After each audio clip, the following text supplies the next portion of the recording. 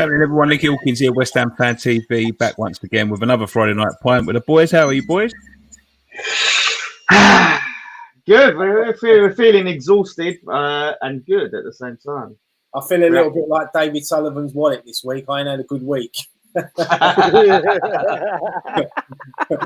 I'm all good. I haven't had a good week either, to be honest. I got made redundant again. Yeah, man, I saw. Not good. Which is a bit of a shit. I've had some interviews this week. I got offered a job, so we'll see how it goes. But yeah, let's crack on, boys. The timing of this show is crazy. Well, we was trying to hold out for a couple of minutes, waiting for the announcement. I mean, we've been waiting since fucking Monday since this announcement, but yeah, it's official now. Benrahma is a hammer. He's a West Ham player. It's been a mental day. I mean, David Sullivan has had West Ham Twitter and fan base on a string all day. Isn't he? He's like, woo. It's fucking sounds like he's had Brentwood on strings as well. It's Brentwood. Brentford. I said Brentford. No, you said Brentwood. Go back on it. He's probably had he has had Brentwood on strings, isn't it? Because there's a load of West Ham fans out there. Well, it's on the yellow bar on Sky Sports News, so it's all done. It's a loan we've got to buy him at the end of this deal. So now, some people saying there's an obligation, some people saying it's an option. Does anyone know the truth? Apparently, the latest was that it's an obligation. That was the latest. I think it's an obligation. I think Brentford wouldn't have loaned him to us without that deal. So it's a bit like the Souček deal, really. Whatever way you look at it, I know we're going to talk about a lot of negatives in the way it's been done, but the positive I'm looking at is that we've got ourselves a good player here, and I'm looking forward to seeing him in a West Ham shirt. Dan's holding up a picture there of him holding a West Ham shirt. I want to see number 27 on the back of that.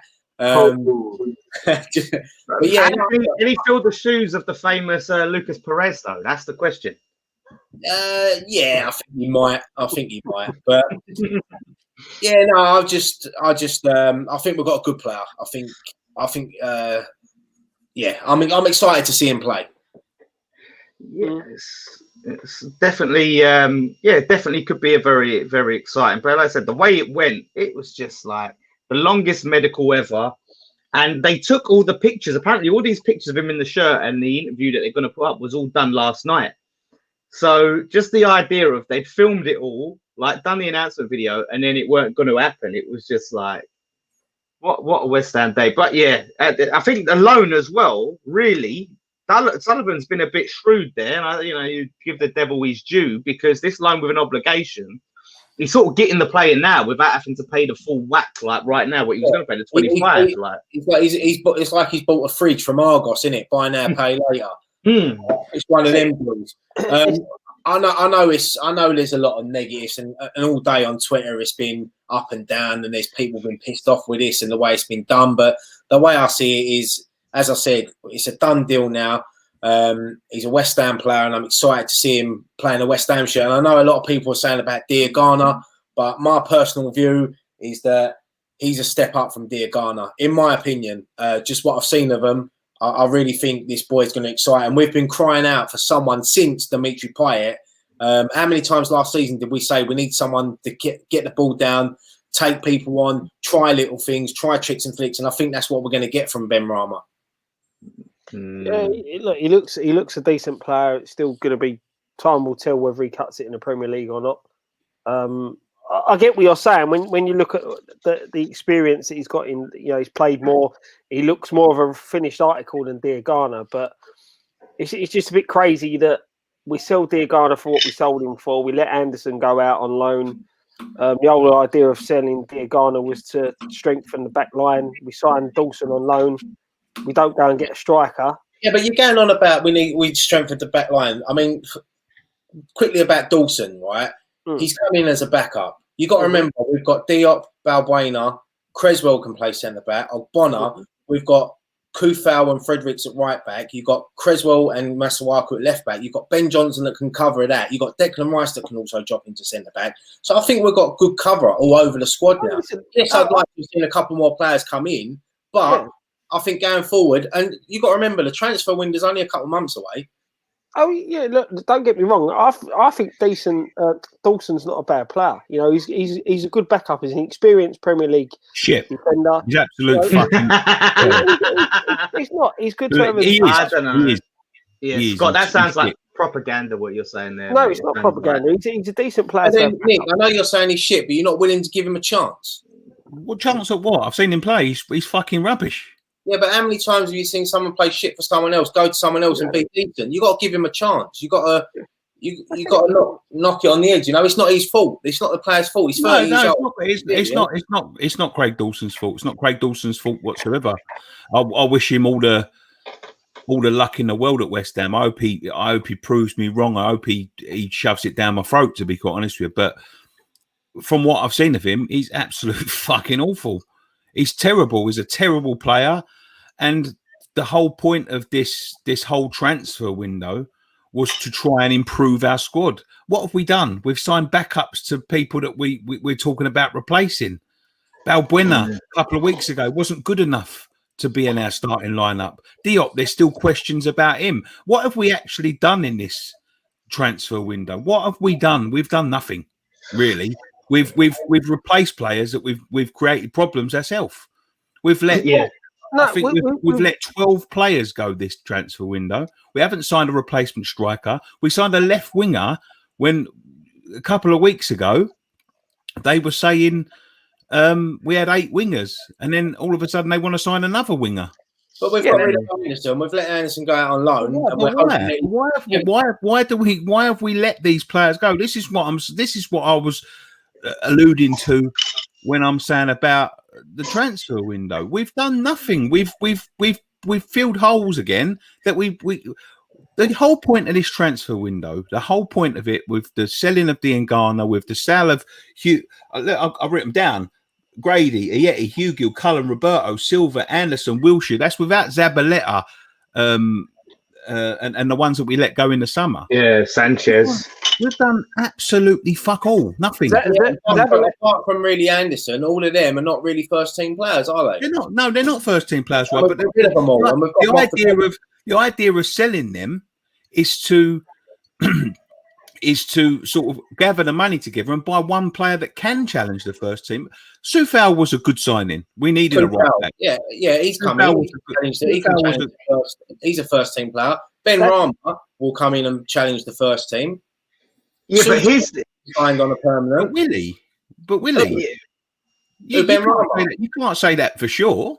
Like, we all thought Anderson was going to be a world beater. We've just let him go on loan to Porto. We sold Grady Diangana for £20 million. We sold Ayeti for £5 million. We sold Hugill for £2 million. We sold Cullen for 450 grand. We've let Anderson and Wilshere go off of our wage book, which saves us another £20 million a year. And what have we done with it? We've done absolutely fuck all. But plug holes that we needed the Tarkowskis. Look at the kid that's just gone to the Swansea kid that we was looking at for ages and ages that we was adamant that they wouldn't sell. He's just gone to Spurs for £11 million. Yeah, and if you was a player and you had the choice between Spurs and West Ham, who are you going to go to? Spurs weren't in for him 3 weeks ago, 4 weeks ago. Spurs have been tracking for 6 months. Listen, if that bid would have come in earlier, what West Ham have done today is absolutely fucking embarrass themselves, make themselves more untenable than they already were. Because they nearly fucked that deal up. They nearly fucked it right up at the end of the day. It went from we're buying him to loaning to options to buy to obligations to buy. It just shows you that them two pricks in the boardroom they treat this like it's a fucking car boot sale, to be quite honest with you. I think they should be embarrassed of themselves. That is why people don't want to sell to us. That's why people don't want to fucking deal with us. There's been so many rumours come out today, though. At first it was a foul medical, then it was something to do with his blood. And, there is something wrong, then you've got to be careful. Why are we leaving it till today? Yeah, the medical's been going on for a while. Why are we leaving it to the last minute? And Moyes said he didn't fail the medical as well. They was fucking hoping that something would come up like this because they didn't want to sign him. They're only signing him because they fucking, they know him, mate. They wouldn't have signed him. They had him because they know that there's fucking pressure building up again. Yeah, they had Ben Brentford over a barrel, right? That's what because he put the thing in. That's why they changed it to a loan. They knew they could change it because Brentford had to sell because Benrahma put the pressure on them. But you was praising David Sullivan at the beginning of this video for that. I'm saying like that's shrewd. I'm not saying that it's good. I'm not saying like he should be proud and we should be proud of Sullivan. I'm saying you got to give the devil his due because what he's done, it's good on the business side of things. However, like Nicky's saying, you are playing with fire. And the only reason we did pull that off is luckily Benrahma wanted to leave because I don't think Brentford would have been happy to do business with us. I think they would. Brentford should have walked away. They're big cunts as Golden Sullivan because they should have walked away from it because they're embarrassing. They're embarrassing. They're making their position here untenable. They cannot fucking keep on running a football club like it's a car boot sale at Dagenham. They can't just walk into places, agree something, then have all of these tests and all that, and then try and change it at the last minute, hoping that it'll collapse. Because that's all they do, and we've seen it many, many times. Nobody's going to pull the wool over my eyes. I see stuff from Simon Jordan a few days ago, writing articles about fucking 10 years ago about how they fucking fabricate these transfer deals. We all know that they do it. We're not fucking stupid. Well, I'm not fucking stupid. I don't know whether anyone else is stupid, but I don't think anyone else is taking their bollocks now. The only thing we've done in this transfer window is, again, like we've done over the last 5 years, is juggle it about a little bit, make it look like there's fresh blood coming in, but we're not actually replacing or advancing on anyone. I would have liked to be honest with you. This Benrahma, I like the look of him, but I would have quite easily have seen Grady Diangana. Grady Diangana went for hard cash. They went for hard cash. I know you're shaking your head, mate, but this is he went for good money. At the beginning, this is good money, mate. He went for good money. He went for good money, Diangana. Yeah, good money. I'll guarantee you now. I'll guarantee you the next season, maybe not this season, but next season, Grady Diangana has a better season than say Benrahma. The thing is, you don't know, right? Benrahma he'll probably be in the championship. No, listen, you can come in, right, and Benrahma could hit the ground running and be the next player. For argument's sake, yeah, we don't know that. We can't see into the future. He could also be the next champion for Gulli. Yeah, but exactly, and same as Diangana. I said this when we sold Diangana. It was the fact for me. It was the fact that we sold him for 12 million. We should have sold him for 18. That's the fact for me. I get. This is what I was saying about the other day, though. Like we've just got in a good, young, talented player who's lit the championship alight for the last 2 seasons. He's now got a platform to set in the Premier League. Now we should all be buzzing, but yet we're coming on here and it's negative because we're worrying about how we signed him, what he's doing. We're not even giving him a chance. You know, you've already like. Nicky's already negative about him, saying that he's not going to be as good as Diangana. Look, Diagana's good, don't get me wrong, but as I said, Benrahma for me is a step up on Diangana. We've seen players go over these, we've seen Lampard come, we've seen Jack Cole come, Eric Reed, we've seen them. So what's new about Diangana go? It's nothing new, is it? Yes, he got pissed on, and he should have probably deserved the chance, but he didn't. He's gone. We've moved on. Benrahma's come in, and let's get behind him and hope that he does set the West Ham alight like pie. My question mark, my worrying concern isn't about Benrahma. I think he's a quality player. It's not whether he's right for us. It's if we're right for him, because the way Moyes likes to play and the way we have been playing is a question of will he fit in under Moyes? Is that a Moyes type of player? Because we had, like we said, Anderson, who is a luxury player, who has got talent. I don't care what anyone says about Anderson. He is a quality player, right? And Benrahma, again, he's another player. Maybe he can offer a bit more than Anderson. Maybe he's got something else to his game. But will he be given enough of a chance under Moyes? Because we know Moyes is stubborn, and if he hasn't got that work rate and do what Moyes wants him to do, is Moyes really going to give him a chance? So I think he's a quality player. Question marks over how he's going to be utilised by the manager. He's going to be tougher than Anderson. He's had a year in the Championship. You know, that's an advantage. Yeah, he's going to be tougher. He's going to be a bit more rounded than what Anderson was coming into the Premier League. The thing is that, you know, I'm with Nicky. He wasn't a player that we needed. There's other positions where we needed players more than what we needed a left winger. Fornals is playing on the left wing, so we're going to sacrifice Fornals to fit him in. I can't see that happening because Fornals is playing well. But right? Benrahma play all across the middle. He Well, play right, left and centre. So same as Fornals, So we've got the good thing of him coming in. Two young talented players now batting out to get in the first team. That's what you want. Yeah, of course it is. That's the plus side of it. And it's bedding him in and trying to fit him in. The worry for me is the fact of we are still 2 injuries away from being stuffed in the system that we play at the moment. We're always 2 injuries away from being stuffed. Because that's what they do. They fucking juggle it around and they move it around like they make it look like they're doing things, but they're not actually doing anything. What have they done? They've sold 2 wingers and bought 1. Look, I'm not trying to shoot what they've done. We've still got a centre midfield problem. They talk about 8 wingers.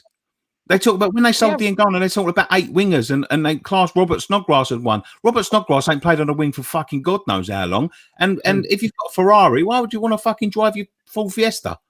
But this is it. This is the thing. They've not. Look, I'm not disagreeing with what you're saying. We haven't had a great transfer window, but I'm not going to sit here and say the players we signed are not good enough. We've got a very, very good right back by the looks of it. Benrahma looks decent.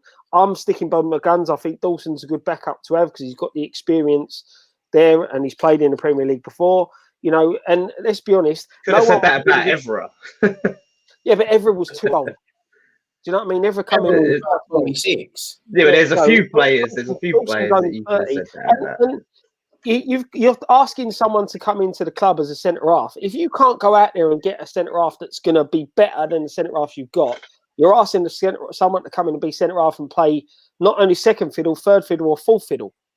Do you know what I mean? You look at the way we're playing with the 3 at the back. East areas cover. That's it. Yeah. The biggest problem for me is we are light up top. Scott, and we are light. We will need that cover. We will need that cover. Yeah, what you want is one of your first team centre backs to become the cover because you've got someone better. Craig Dawson, he isn't good enough. It wasn't good enough for Watford. It wasn't good enough for West Brom. But this is the thing. There's no one. If there's no one out there better, you can't get anyone better. But then why sign him? Why not give it to Anise then? Why not have? Why don't we have our young player Anise have that position instead of Dawson as our full 5th choice? I'll be honest with you. Winston Reid would have been a better shout, pulling him back from loan. Because don't forget about Winston Reid. We still own him. He's still our player. I think Winston Reid ain't played for West Ham for like 19 months. It would have been a better option than Dawson, believe me. Because someone's going to get injured somewhere down the line and he's going to come in and then you're going to see like the same like Roger Johnson when he came in. He's at the end of his career. He's absolute dog shit. I watched him for Watford. He's awful. Can't play football at all. Yeah. I'll tell you what, I hope with Benrahma, though, that fans actually give him a chance because we have a tendency. We are giving him a chance. No, I'm not talking about now. This is the problem. Everyone's wanking over him now, but as soon as he don't fucking put a tackle in, no one's wanking over. I'm talking about certain people. I'm talking about certain people, right? And I see it all the time. It wanked over fucking Anderson, then was on his back every week. Wanked over Allaire, then on his back every week, right? And it becomes a targeted harassment campaign that we see. Yeah, but that's football because Nicky's sitting there now saying Craig Dawson ain't good enough. When he bangs in an hat-trick on Sunday, Nicky was doing a conga around fucking Listen, I'm going to say one player here, right? I'm going to say one player, Antonio. Right? Remember when we first had Antonio, what we said when he first come? One in our many. Oh, I know, but I'm just saying there is that one that proves you wrong. One in how many? I'm not saying Antonio. Fornals is another one. I like Fornals. I'm not saying us. I'm saying in the fan base, a lot of people were slating Fornals, saying he weren't good enough. Last 2, 3, or 4 games, he's been playing really well. People will change their minds. We all want players to prove us wrong. We all want Craig Dawson when he plays. But listen, Craig Dawson ain't going to be starting. He ain't going to be first choice. He's got Balbuena in front of him. He's got Diop in front of him. He's got Obona. As I said, Declan Rice can play there. Creswell can play centre back. The way we set up. So Dawson ain't going to get much game time. No, exactly. He should be behind the knees. 1 minute. How do you improve then? How are we improving? We nearly went down last year with a very similar squad. How are we improving? How? Well, what do you mean? How we're improving? How are we improving? What have we improved? Well, our form, because we're in the top half of the table. Yeah, well, our form is decent, but we nearly went down last year with the same squad. Yeah, we ain't had any injuries yet. Every team is a couple of injuries away from. You look at it. Imagine if Liverpool lost Salah, Firmino, and who's the other? Who else they got up there? Mane. Imagine if them three got injured. Who they got to replace up front? Yeah, what if Arsenal lost Lacazette and Aubameyang? Yeah. But look at their record, man. Look at their record to our record. Yeah, but it's too. I'm just giving you examples because people keep saying we're only 2 or 3 injuries. Yeah, most teams are 2 or 3 injuries. Season after season. Yeah, I think we're one injury. I think Antonio gets injured, we're fucked. I think Rice gets injured, we're fucked. Souček gets injured, we're fucked. I think it's that serious. My argument is we're not moving forward. We're not moving. Everyone else is signed players that are gonna go or compete in their first team. Benrahma is from this is my mind. He's on a similar level to Diangana. Similar level, unproven in the Premier League. In fact, Diangana had Premier League experience. Yeah, we would have been. I would have been quite happy to have Diangana, even if we'd have let Anderson go over Benrahma. Soufal probably is the only one that improves the squad. Obviously, Souček was there last year and he improved the squad. But apart from him, if he gets injured or if something happens to him, even if he gets a fucking 1 game, 2 game ban, we're not winning a game of football because he's vital cog. And you've got to bring in players. We don't bring in players that compete with the first team. We should be looking to replace. Ogbona's like in his early 30s now, and he's about 32, coming up 33. We should be looking to replace these players, not signing Craig Dawson. This is the thing that worries me about it is it's completely the opposite of what David Moyes said he wanted to do. The complete opposite, and that's what worries me about it. Because we're not going and we're not backing the manager because. You're letting 2 youngsters. I mean, Anderson's just as old as Benrahma. He's only 25, 26. It's not like he's like in his 30s or whatever. We're letting 2 youngsters go to bring in 1. We're bringing in older players for cover. It's the complete opposite that the manager wanted to build. And is this signing something that he's going to use? He didn't use Anderson. Like Dan said earlier, he never used Anderson. Didn't fancy him. Didn't fancy Anderson. Didn't work hard enough. Well, if he don't work hard enough, he's not going to get in the team, is he? Especially when you've got someone like Bowen that give everything. And talking about Bowen, we always banged on about, there's talent in the Championship. The last year, we've signed 2 of the best players that have come out of the Championship in the last 5 years. Bowen and Benrahma. Yeah. Would you say Pint was a hard worker though? Would you cast him as a player that you Pint didn't have to work hard because he had players around him that worked. That's hard. Why you have flair players. That's what I'm saying. If we've got a team of mostly hard workers, why does Anderson? Why do we need certain flair players? Everyone's got to do the same thing. How do you ban him? You do it in the chat. Oh, you're not logged in. The thing is that what you're saying is, Dan, right? Is that Anderson was more of a luxury, right? And the problem was under Pellegrini, we had too many luxuries, right? Under Moyes is in trying to install the work rate, the hard working side, the well organised, well drilled team. Benrahma doesn't seem as much as a luxury player as Anderson. Right, and Ryan is right. If he doesn't work hard enough and he doesn't mold, he's not going to play. People talk about him like they watch fucking Brentford every week. Oh, they don't. Yeah. That's the thing. I could see people in the chat about he's much better than this. He's much better than that. We'll wait and see. But how do you know that they don't watch him? How do you know that they don't watch him? I've seen a lot of Benrahma. I watch a lot of Championship football. So I've seen a lot of him. Are you saying that I don't know about him? Because I have seen a lot of him. He was a player that I sort of looked at last summer that we should have been looking at when he had a great season for Brentford. No one knew about Payet when we signed him. We know about this player. Just because you don't know about him You know, give the boy a chance. Like Lanzini, he ain't been pulling up trees the last couple of seasons. He's another player that is a luxury player. Let's have it right. He ain't done nothing for 2 seasons since his injury. I'm not saying it's his fault. But then what if Benrahma does come in, he does hit the ground running, and then people are going to, there's certain people out there that ain't going to want him to see him succeed because they're going to be scared that the Gold Sullivan Brady out brigade are going to start getting on their backs for cheering them.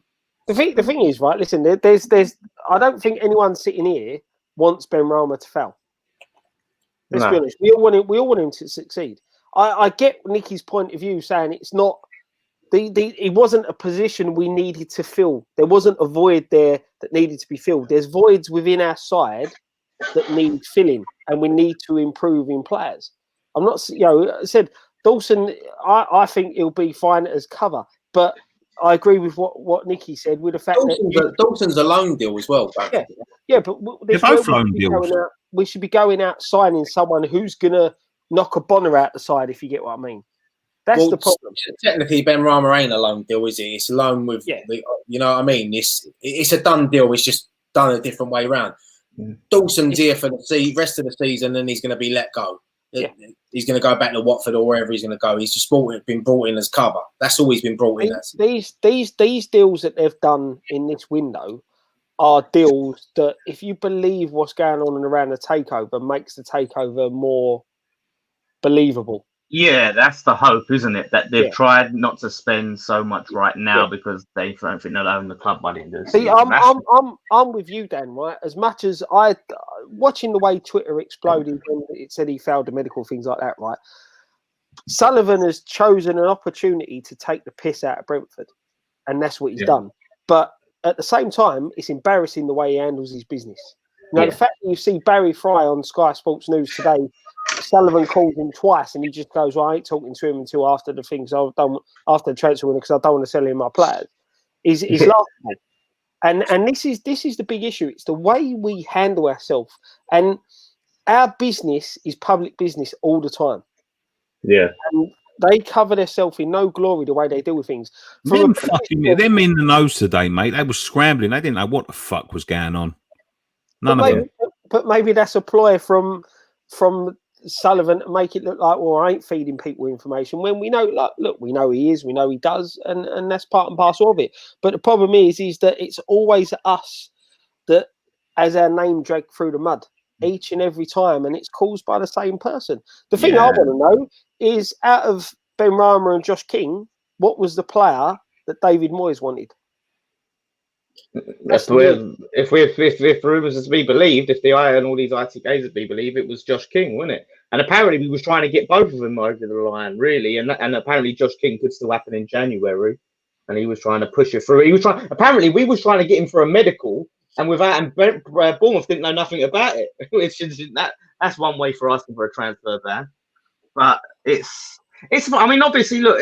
I think having someone like Benrahma is a positive at the club is a positive. It's just question. We're going to see if he does fit the Moyes mold. I just hate the way that this fan base treat players, where we put them on a pedestal from day one, but then we don't give them this time or support or even the understanding when things maybe don't go their way. And everyone makes assumptions. Everyone's a flipping psychiatrist and thinks, oh yeah, look, he don't want to be here. He's lazy, he's this, he's that, like, and we just see it, the labels. And trust me, you take 1 or 2 performances where he's not run the fucking length of the pitch, and it's going to be the same thing. And this is why it's sort of exhausting when people do big up these players, because, like I said, we were buzzing when Hernandez signed, we were buzzing when flipping Alea signed, when Anderson signed, all these players. And then what happens is we throw them under the bus all the time. So that comes down to the fan base and social media. Mm-hmm. That's a massive thing, because we don't give players time, and as soon as they do make a mistake, I mean, Sebastian Haller he needs a good run of games, but at the moment you can't play him up front because Antonio's banging form. Mm-hmm. Yeah, but you can't play Benrahma, can you? You can't play Benrahma either. Who do you? No, I'm not saying that. I'm not saying you said that. No, I'm not saying that. But I'm saying we can't. Like, obviously, we're excited about this player coming in, but when he gets a chance, I don't know, because as long as we play like this, like for now, it's looking like he's really coming into his own and picking up. You don't change a winning team. No, exactly. That's facts. You don't change a winning team. I don't care who you got on the bench, you know. But them players, when they come on, they've got to prove that they're good enough to start. They've got to not only on the pitch, they've got to do it on the training ground as well. When they come on, that's a funny thing as well, because it seems when they come on, it's like the 88th fucking minute. So when's he going to get a chance to show what he's going to do on the stuff from the subs bench? That's the funny thing, because you think, like you said, Ryan, that's the time to showcase, isn't it? When you're coming in, you can't get in. You come in maybe on the 70th minute and you have a great, you do a great job from the bench. And you're like, right, he's knocking on the door. But when they're getting brought on at the 85th, 88th minute, what can they do? Like, really? It's like when people were screaming, like, Leicester away, we're 3-0 up, 8 minutes to go, and people were screaming substitutions. Why? We're 3-0 up, won the game. Let the players on the pitch see out the game. Let them enjoy. They've earned it. You know what? I don't the obsession with people making substitutions all the time. I don't get it. When we're losing, I understand that. But sometimes when we're winning games, you know, you see out games. No, but surely then, like, think about it. If you're most time when you're winning, you've got a clear lead. That's a time when you can think, do you know what? Now I can get this player on who's been doing well in training, doing well in the cup games, well in pre-season. Now we can get him some minutes. Like Yarmolenko, I feel really sorry for him. Not saying that he should be starting, but the fact is that he's in such good form. You know, we saw him do an amazing assist for Ukraine in it, and for the fact that he's not getting, you know, hardly any minutes. And that is a player that maybe you look at a Leicester and go, do you know, we're 3-0 up. Maybe let's bring on, like, take you know, Fornals off or someone off, or Brad, take Antonio. Antonio off is a good player because he's someone whose fitness has been an issue. You can take him off, put Yarmolenko up front. He deserves to get more game time than he is. And if you're winning, you can afford to make that sub. And that's usually what subs are. Yeah. And that's it. Being in position when you're 3-0 up going into the last 10 minutes of the game, you need to be looking to get players game time. And that's what it boils down to. The problem with the Leicester game, it was leading up to the international break where the likes of Yarmolenko are going to go and play for their national side. You know, he was a dead cert starter in every game that they had because he's one of the best players that they've actually got. So, you know, I'm a big believer if you are comfortable at 3-0, you make changes. But I also see the fact that sometimes making changes disrupts the pattern of the play. And, you know, we are West Ham. We could easily be 3-0 up with 10 minutes to go and draw 3-3. The thing is as well now, we've got, I mean, I know we like to play, we found a formation that's worked in the last couple of games. We beat Wolves and we beat Leicester. We ain't conceded. We scored 7 goals. We're playing well. So we can stick to that formation. But now we've sort of got a squad where if Moyes wants to, he can rotate it a bit. And he can maybe play Fornals and Benrahma, or even chuck Yarmolenko in there somewhere, you know. We've got them options now. You've got them options to play Haller and Antonio up front together if he wants to. Whether he will, I doubt it. But as long as this formation we're playing now is winning, as long as this team are winning, you don't change it. Fornals, I'm happy for him. I really am. I'm glad that he's found a bit of form and he's been one of our best players. The goal at Leicester was world class. As I said, if that had been Messi or Vardy or something, they would have done a 24-hour special on it on Sky Sports News. You know, that's the way it is. But West Ham, let's just carry on. You know, we've got a difficult game on Sunday. You've got 2 teams going in that were in real good form before the international window. They're all obviously hype over Gareth Bale. You know, it's going to be a decent game, but we've got players that can hurt Spurs as well. In fact, it's probably done us damage that Dyer's probably out for the game because it would have done us a favour if he'd have been playing. Mate, that's the thing. I was sitting there thinking the same thing because I don't think Spurs are that great at the back. If I'm honest, I think they can be got at. You know, look, they're in very good form going into this game. Don't get me wrong. You know, they're lockdown. Sorry, the international break could probably come at the wrong time for them as it did for us. But it's a case of, you know, they are there to be got at. The way we play at the moment, how organised we are. You know, the Spurs were releasing videos of Gareth Bale going there. Look, he's on fire. He's smashing him in from 8 yards out against Joe Hart.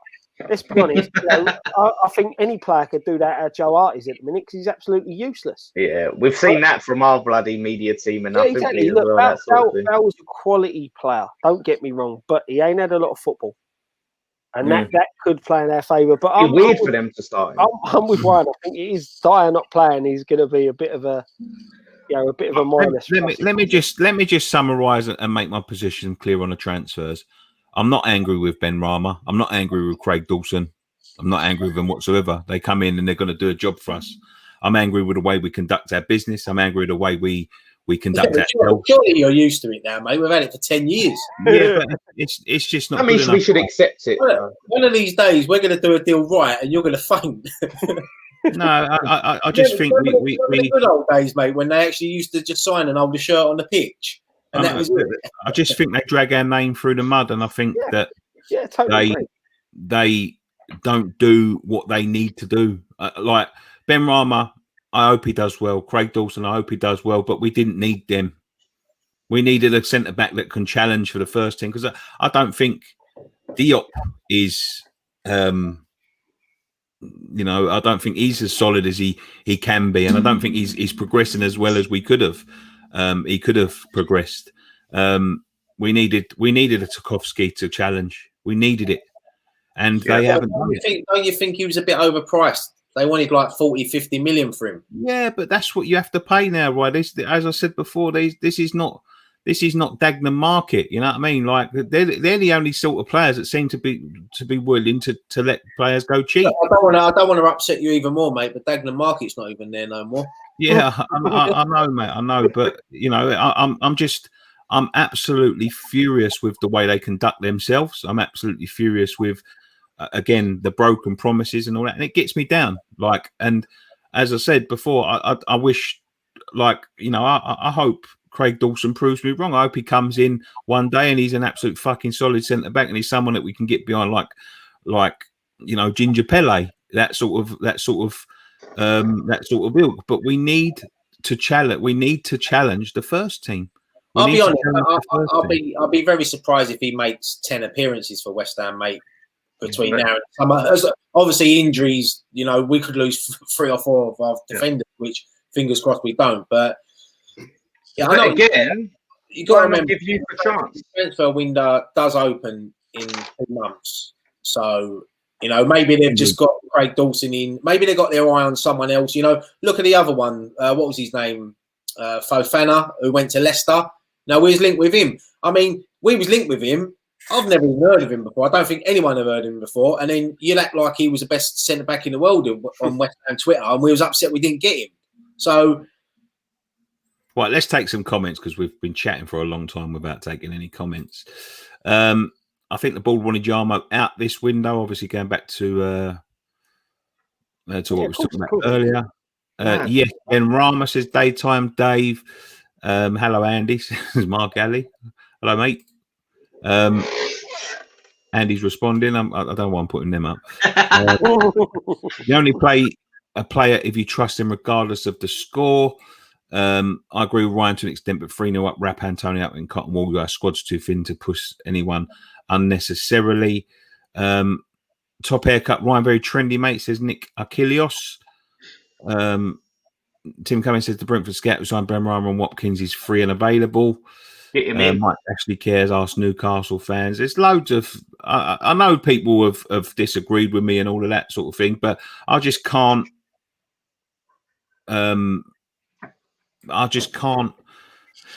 Help but to feel, let down again.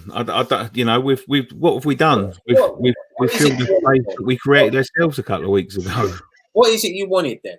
What would have been your perfect? Now, bearing in mind, going to the start of summer, we all identified most of them players that you read on the list that we wanted off the books. So most of them are gone now. So what more would you have wanted in this transfer? What you do, mate, with that money, and this is the way you progress a club, is that you buy players out of the money of the shit that you sell that will challenge the first team. I can't see anyone that challenges the first team. I can't. We've only bought in who we bought in Souček permanent, Kufal, which is he's challenging the first team. Benrahma's here to challenge the first team. Yeah, but Benrahma was playing in a position that we didn't need to fill. We needed centre midfield cover. You say that, and people to challenge Souček, because you can't just rely on him, because we've seen that before. We've seen the Lunga. We've seen the likes of them. I'm just saying, the way you improve your club and the way you improve is to get people in that's going to challenge the first team. That's going to push the first team to. We've got Antonio. He drops form. We've got Haller. Yeah, One of them we let gets two injured. strikers go. We did let two strikers go. We've let about 6 strikers go in the last 2 summers, and we've got one. You got to remember, Yarmolenko can also play up front. Yeah, but again, you wouldn't fucking do that, would you? Bowen can play up front. Yeah, but they're not strikers; they're wingers. Nor's Antonio, but he's been converted into a striker. Nor was Nautovic, but he got converted into a striker. Look, I think that the business isn't great that we've done. You know, it's Benrahma is probably and Benrahma will be okay. Kufal is a quality right back. For me, it was the fact we didn't go out there and get a forward and a centre midfielder. Yeah. Of quality to challenge the first team, not just to come in like a Dawson and be a backup, to actually challenge Souček and Rice, so that there covers there that if one of them pick up or not, we need to change the way we play, because Noble and Snodgrass cannot play as a 2-man midfield. But then why did we sell Josh Cullen if we weren't going to bring in another centre midfielder for 800 grand? Because he weren't going to play. No, but we're talking. Yeah, we're talking about cover, Scott. We're talking about someone gets injured. What about Jack Wilshere? Yeah, Josh Cullen wanted to leave. Yeah, he wanted football, and I don't blame him. Yeah, you can't, and you know that was something that had to be done. Jack Wilshere is a good example. I know he was always injured, but he would have been good to keep him at least until January. He said he's been fit. He said he's been fit for about 7 months, but Moyes ain't played him. But Wilshere couldn't play in the way we play in the 2 of the midfield. That's the problem. You look at Souček and you look at Rice and what we've got, the work rate we've got, the fact that both of them can play as a CDM and both of them can burst forward. Wilshere doesn't fit that bill. Wilshere can only play in a 3-man midfield. Noble can only play in a 3-man midfield. Snodgrass can only play in a 3-man midfield. And if we lose Souček or Rice, that is the big issue. You've not got another player who can play centre midfield who can play as a 2. And you need to then change the whole system again, which puts us back to 4 at the back. But that's stuff. Scott, that is football, mate. And you can only have a 25-man squad. Exactly. But that's it. Anthony and Randolph get injured. Yeah, but listen, if this is the thing, you're going to get 11 players. We're talking about 2 players, Souček and Rice, are 2 players that play week in, week out, and Randolph isn't playing week in out. These are 2 starting centre midfielders, so it's likely one of them to get injured. That's the area we need. We needed a striker. We needed another centre midfielder. I agree. We need another centre midfielder. I agree. I agree. We definitely do. Do. I think as much as you guys are saying about obviously Cullen wanted to leave, I honestly don't think you would have had to twist his arm too hard. I think it would have been possible to make him stay. You see his message, he was gutted to leave. I think it was a very hard decision for him to leave. You know, he loves the club. He grew up. He's been a fan all his life. I don't think it would have been hard to convince him. Maybe you give him a little bit more money. Yeah, but football's a short career. He's he wants to go and play football. Yeah. He can't sit on the bench and hope that he's going to get in the first team for another 3 or 4 seasons. It's not going to happen. Yeah, but what I'm saying is I don't think it would have been hard to. I think we could have convinced him. I think you could have given him a little bit more money. And you look at it and say, listen, these are our 2 players. You're going to have the FA Cups coming on. Obviously, that coming up. You're gonna be on the bench. I'm going to look to bring you on as a sub when we can and get you some minutes here and there. You know, there's things you can do, but again, like we've literally just got Noble, like that's it. And obviously Noble, we love him to bits. I do. And there are times, and I think when it looks like people are expecting the least from him, he comes out and surprises us. But we shouldn't rely on having Noble. You know, we should be looking at younger, fresher legs. This kid, you know, seeing the under 23s the way they've played at the minute looks very, very promising. Very promising. You know, but again, is he going to get the opportunities? Yeah, this is the question. This is what I've been trying to say about the Dawson thing, right? I've been trying to put that. It's the whole why sign him then if Moyes wants to give youth a chance. He said that when we have a young up and coming centre back that's looked really good. So why not have him be your 4th or 5th choice centre back? Than bring in this guy just to be your 4th, 5th or 30-year-old. when you're putting another obstacle in giving a young player a chance to develop. I'm going to put up a comment here that's going to obviously change the thing here, which we can talk about. No more negativity. We kept Rice. We have a starting 11 as good as half the Premier League squads. We do. We did keep Rice. You are right. You should look at some of the positives in this window. Mm-hmm. We have got, as I said, we've got a very good team. But you look at someone like Tottenham, they've got two quality players in every position. They're challenging. They've got a squad that's going to, challenge each other. And yeah, but we can't really compare ourselves to Tottenham, can we? Because they've been in the Champions League for how many years, and they've built their squad over the last 10 years. They've built their club up. We've got decent players, obviously not as good as what Tottenham have got in some positions. They've signed a lot of players this summer, Ryan. A lot. They've signed a lot of players this summer. A lot. I wouldn't say they've got two. I wouldn't say they've got two quality players in every position. I think it's a bit tell me who they ain't. Well, they definitely haven't in defence wise. Put it that way. So they've got some quality players there, no doubt about it. But we're not at the moment. We're not on that level. We've not had Champions League football. No, I'm not comparing us. I'm not comparing us to Spurs. But where are we? Well, what are we building? What are we building? Well, this is the problem. We haven't had a plan to build anything for the past. We're trying to build a team to get us and not be in a relegation battle. We're trying to build a team to get us in that top half. And at the moment, a fully fit starting 11, we're good enough to. We've proved it over the last two games. Mm-hmm. We've proved it. We can mix it with anyone at the moment. I just don't think a swallow don't make a summer, as they say, or whatever. One swallow don't make a summer. We was in a fucking dirty relegation battle last year with a very similar squad. Very similar. So was Aston Villa, and they're flying. They've had a good shitload. They've what? They've spent a shitload and signed some really, really, top quality players. They've brought in a lot of players, and they've done their business a lot better than they've done it last season. They brought in Ross Barkley on loan, but they spent 100 million and nearly got relegated. Mm-hmm. Yeah, but that's what I'm saying. I think with last season, they went more of the scattergun approach, and they tried to buy certain flash players here and there.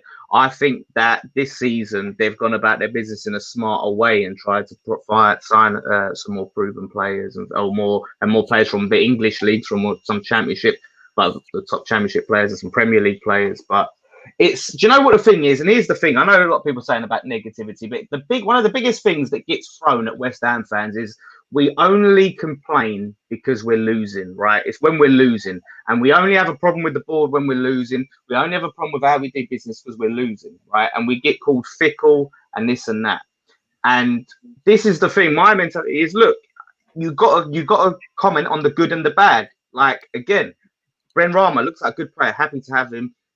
Even though it has embarrassed us, I'd have gone about the deal on the business. It's a shrewd deal for them. But at the same time, doesn't mean you can ignore all the bad stuff. It's weigh it up. And again, people do just say that we only complain because it's losing, and it's about more than just losing. And we've had runs before, and I don't want to sit here and talk about it could all go wrong, but I don't think we should get carried away because we've won the 2 games. I said that someone. I don't think we're getting carried away, but I think that because we've had so much disappointment, we should enjoy the good time. Oh yeah, enjoy it. But what I'm saying, enjoy it and live in the moment. But don't think that this means that we could go on and do big things this season, because we had the big thing with West Ham is when it's been going good, it's always been hard, that consistency. And I think what was good about these 2 games is I think that might have been the first ever Moyes back-to-back win in the Premier League. So that's an improvement. But I want to see consistent performances, and when we start playing the Fulhams and the Brightons and stuff like that, I want to see us go and do them games. I'm not saying I want to see us win every game, but I want to see us turn up and put in consistent performances. Maybe have the odd bad performance. But we've done that over the last 3 games. You take the Newcastle game out, the performance against Arsenal was good. The performance against Wolves was good. The performance against Leicester was absolutely amazing. And the consistency's there. I'm with you. We need to put these performances in when we're playing the likes of Fulham and teams like that who are in and around the bottom of the league. At the end of the day, beating the bigger clubs, the clubs that are sitting in the top 6 or so of the league, is great. It's really good. That's fantastic. But at the end of the day, if you beat them 8 teams but lose to the other 10 teams below, That's not good enough. And that's our problem. The consistency is a problem. We've had 3 consistent performances within the league. We had a disappointing performance against Everton, granted, but it was changing shape, and I still don't think we wanted to really go through, which is a real big shame, because I think with the 11 we got, we made a decent cup team.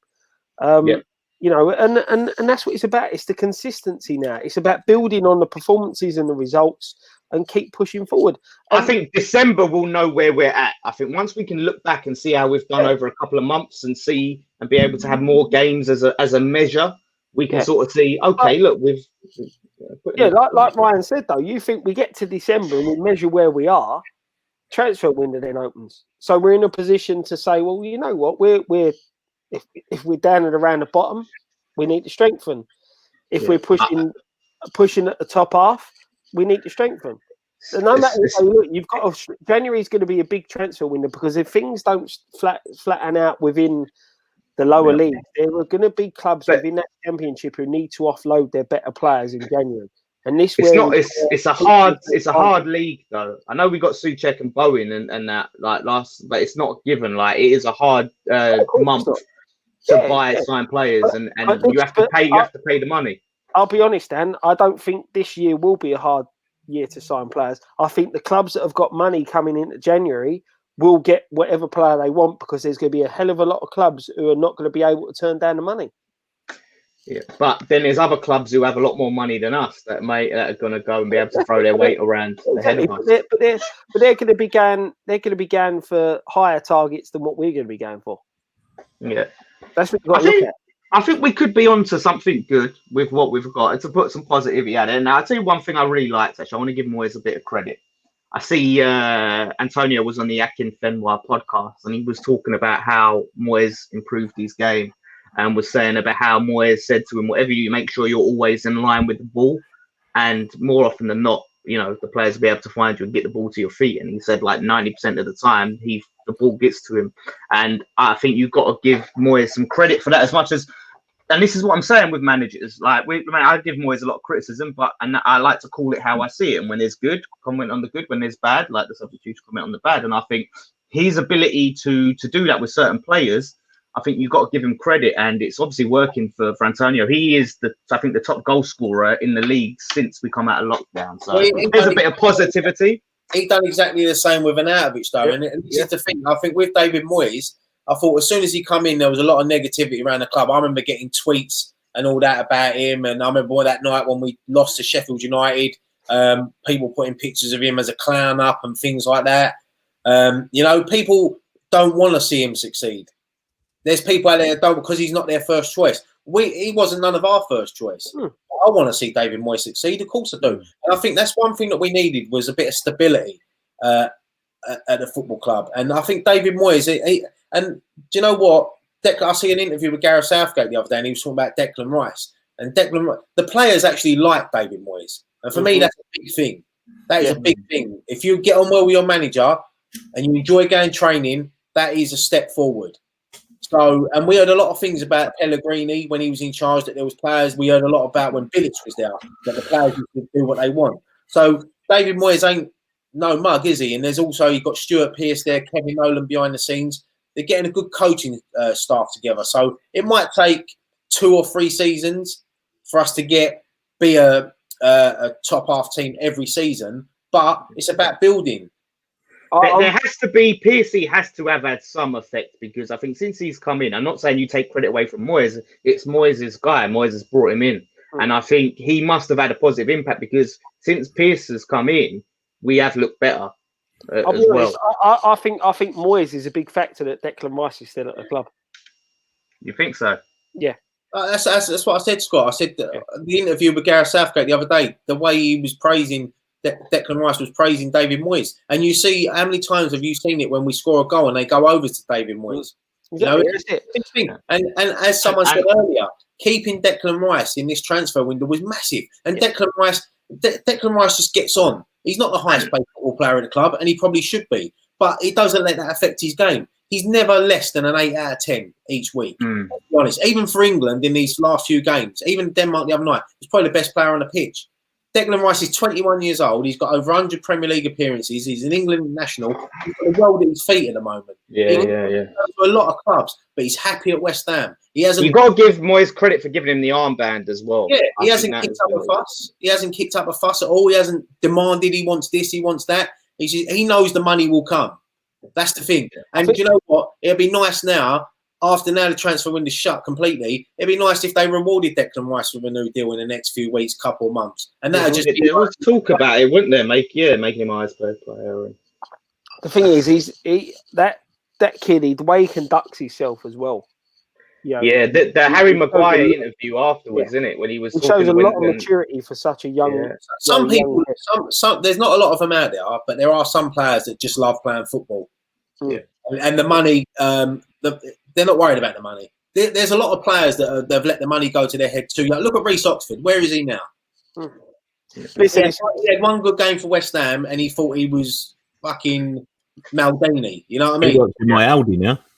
No, but this is what I'm saying. Too many players let it go to their head. Declan Rice has just got on with it. He's played his football. He's touch wood. I don't want to jinx him. He's hardly ever injured. He never gets taken off. He's usually 90 minutes each week in, week out for club and country now. And he's only 21. I said on a Spurs podcast, he would be a better captain than Harry Kane for England, I think. And because how their viewpoint was, Harry Kane's not vocal, but he leads by example. And I'm like, nah, but Rice leads by example and he's vocal. And I think he would, and maybe it might be too early because he's still young, but honestly, I don't think he's that far off it. And I think that showed that performance. Yeah, there's a lot of more experienced heads within the England setup at the minute for Rice to be given the armband. If I'm honest, you look. But there's more experienced heads at West Ham, and he's been given the armband. There's not many leaders at our club. But Creswell is the vice captain, isn't he? But he's not. And I don't. To be honest, mate, I don't understand that because Creswell doesn't come across as a leader. And from what we've heard of Creswell, he's not one of the ones that you should be looking up to. Bonner, though, you've got Bonner. Yeah, Bonner, yeah, Noble, yeah, but what I'm saying is when you look at England, you've got Jordan Henderson, he's a decent captain. You've got a lot of captain type players within that England squad, but Rice is one of them. Rice can be a future England captain. I said that ages ago. I'm more worried about him being captain for West Ham. Well, exactly, that's it. And I hope he stays captain for West Ham for a very, very long period of time. And the only way that will happen is if we progress. Yeah, and that's the thing because we're going to get to January, and the first thing we're going to get as soon as we hit the January transfer window, in and around that time, Chelsea want Rice. That's all we're going to hear. That's what you want. When your players are linked with these big teams, they're doing something right. It's about the club sticking by Declan Rice and making him feel loved because there's been a lot of players at West Ham that probably haven't felt the love. And have had to leave or with wanting to just sell them for the money. But with Declan Rice, West Ham, let's be honest, the way Gold and Sullivan have been running the football club, I'm surprised that they didn't flog Declan Rice, because they could have easily got 50, 60 million for him minimum, But they know that he's loved at West Ham and they want to build a team around players like Declan Rice. Declan Rice is worth more to the club than 50, 60 million at the moment with his performances on the pitch. Rio Ferdinand was 20 odd years ago. And what did we do with that money?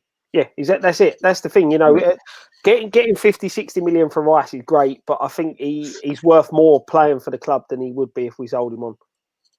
Yeah. But that's why we should be building a team around Declan Rice, and that's why you can look at Benrahma's great, but if there's a chance that they could have done more and didn't, you think maybe we should be doing all we can to really strengthen and build that team around. Because you go back to Pint, who obviously was disappointed at the business that we had done that season after the farewell bowling season. And when you are the best player at the club and you're thinking, I don't want to be, the main man, I want to bring up some other quality players in, and you can see there's ambition there, you're more likely to say because you can see there's ambition. And I think we just need to, and again, maybe it goes back to what Scott said, maybe they're not trying to show too much ambition because they're not trying to stick around. And we can only hope that account, what's his name, that fucking secret agent account piped up again tonight.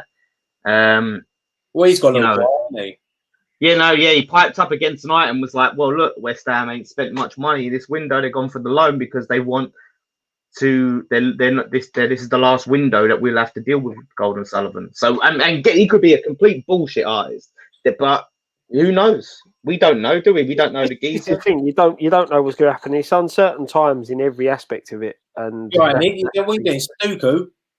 Yeah, I'm just drawing a little picture. That's all. Can we see it? Can we see the picture?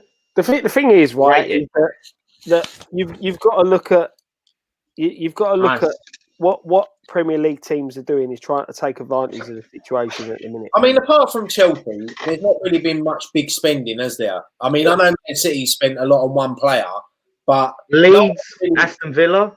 Yeah, but there hasn't been I think it's been one of the lowest transfer windows for a long time, and obviously with what's going on in the world, you can understand that.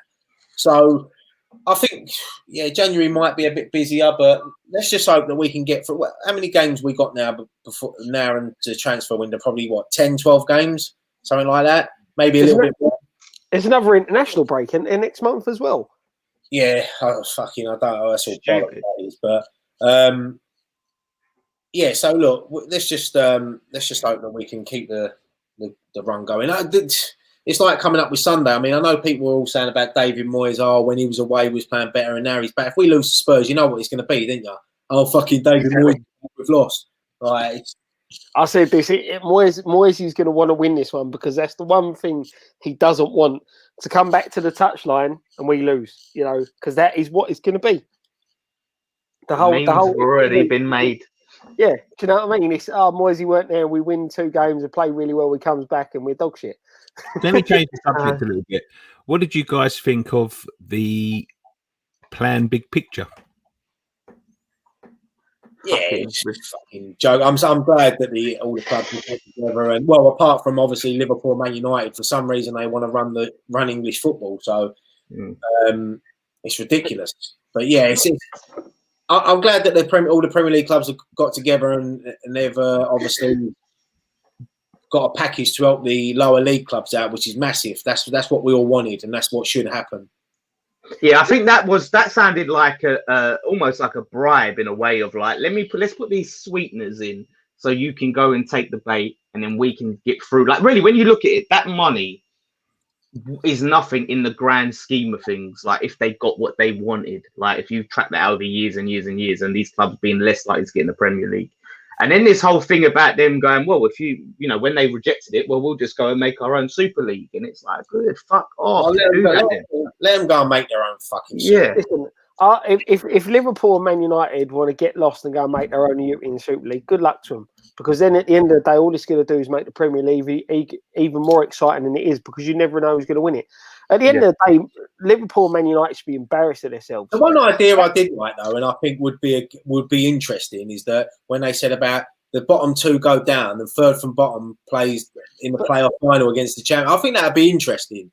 Yeah, it would, but the problem is then you've then got a side that's going to be like full of quality players playing against a side that's not got as many quality players. It is what it is, Scott. They can't be that good if they're third from bottom. No, but at the end of the day, it's embarrassing. Liverpool and Man United coming together to try and make their positions better. Man United are look, they had a great era under Fergie. They're not nowhere near as good as they used to be. They are an actual laughing stock now. They are so pathetic. But this is the thing. The fact that I'm going to listen. Hang on. Right, the fact that they're buddying up with Liverpool, a team that they've got a massive rivalry with, to try and take advantage of every other team within the English structure of football, is an embarrassment. And the best thing I liked about it is that all them clubs that sat around that table, the so-called Big Six, sitting there saying, we want to do this league, we want to do that, we want to do that. Their fan bases actually come out and said, no, we don't want that. Yeah, but one other thing as well, just before Nicky says something, they was talking on the radio the other day about it's the Big Six based on Premiership years. Now, correct me if I'm wrong, but was Newcastle not in the Premier League longer than Man City? Yeah. Yeah. So why exactly? Because it's money talks, and all they're doing is trying that package to bail out the lower leagues, to bail out League One, League Two, 250 million. That's just the thing saying, look, we know you're desperate for cash, and this goes back to what I said last week. They are looking to take advantage of the situation, and them 6 clubs that sat around that table and said, "Oh yeah, this is what we want to do." They're an embarrassment of football. And they really, really need to look at themselves. It was never going to get past, was it? Let's be honest. No, but that's it. The one thing I do agree with, someone said, I was listening to TalkSport, turned around and said, the thing is, what are they so desperate to pass that they don't think the other clubs would vote for? It's dodgy. I'm interested in what Nicky's got to say, because I think he's going to say something controversial now. I know he's been waiting to say it. And I want to hear what Nicky was going to say. Controversial? No. Yeah, it seemed like he was going to play devil's advocate, and you was like, because we're talking about Man United and that. Like he's going to whip, take his shirt, or Liverpool shirt on. You shouldn't downplay Man United. Man United are the biggest club in the world. They're up there with Real Madrid as the biggest club in the world. You can't downplay their sort of like status. You can't say, they're a joke and all that. They're still commercially, they're the biggest club in the world. No, I'm not saying Man United are a joke. I'm saying the fact that Man United collaborated with Liverpool to try and do this big thingy of basically ruling the roost. It's great. The fans, their fans should be the ones absolute. And I know like Liverpool fans are probably going to be thingy, but you can't talk. I don't really know too many Man United fans. They should be embarrassed about that. In fact, I would go as far to say, kick the cunts out. Can I just say 18 teams? Let them two go. Them top 6 clubs, all their supporters groups were against it. Yeah, well, that's what I mean, and that's the best thing. The supporters were against it, and that just shows that again how detached certain clubs are from their fan base. I mean, they're eventually gonna find out that there's only so far you can push this. Yeah, there's gonna be so far. Like this was, I think a push too far. And imagine, and I think one of the things that they said, like a little threat, was if you don't pass it, we're gonna fuck off. And I would say, well, fuck off then. You want 18 teams in the Premier League, you two can fuck off and get it. But can you imagine let's be honest, if all 19 clubs fuck off, we'll win the league. If they just up and fuck off, they'll make this Super League and that. The fans are losing interest. It'll be brilliant at the first. It'll be brilliant for the first 5 years. But can you imagine every away game being in Italy? Yeah. Or France, or let's be honest, Nick, you know this as well, even from when we was kids. They've been touting about this Super League for fucking how many years? It's never. Yeah. It's still Arsene Wenger. They put Arsene Wenger in control of whatever he does at FIFA. I mean, he was talking the other day about, you shouldn't take throw-ons now. You should be able to kick it on. He's trying to change the fucking rules.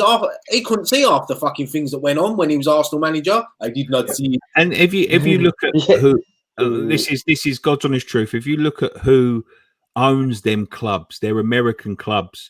Them Americans, like they've got no. This is the thing about American sport. There's no loyalty in that sport. They'll pick up a club and move it halfway across the country if it suits them. It's all franchise. There's no relegation. There's no. How many times has the Raiders been moved? They've gone from Oakland to LA to now Vegas. Exactly. Right. And they don't. I think with Americans, and I know there's going to be people like that are familiar with American sport. They're more connected to their college team.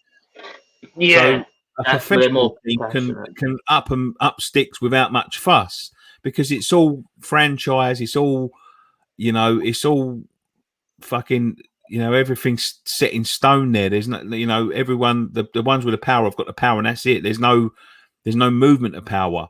And of course, it's the way the Americans want the British sport to go. They've only been in the fucking country for 15 years. Fuck off, leave that sport alone. It's been all right for 150 years. Just piss off. You know what I mean? The thing is, as well, they can't handle.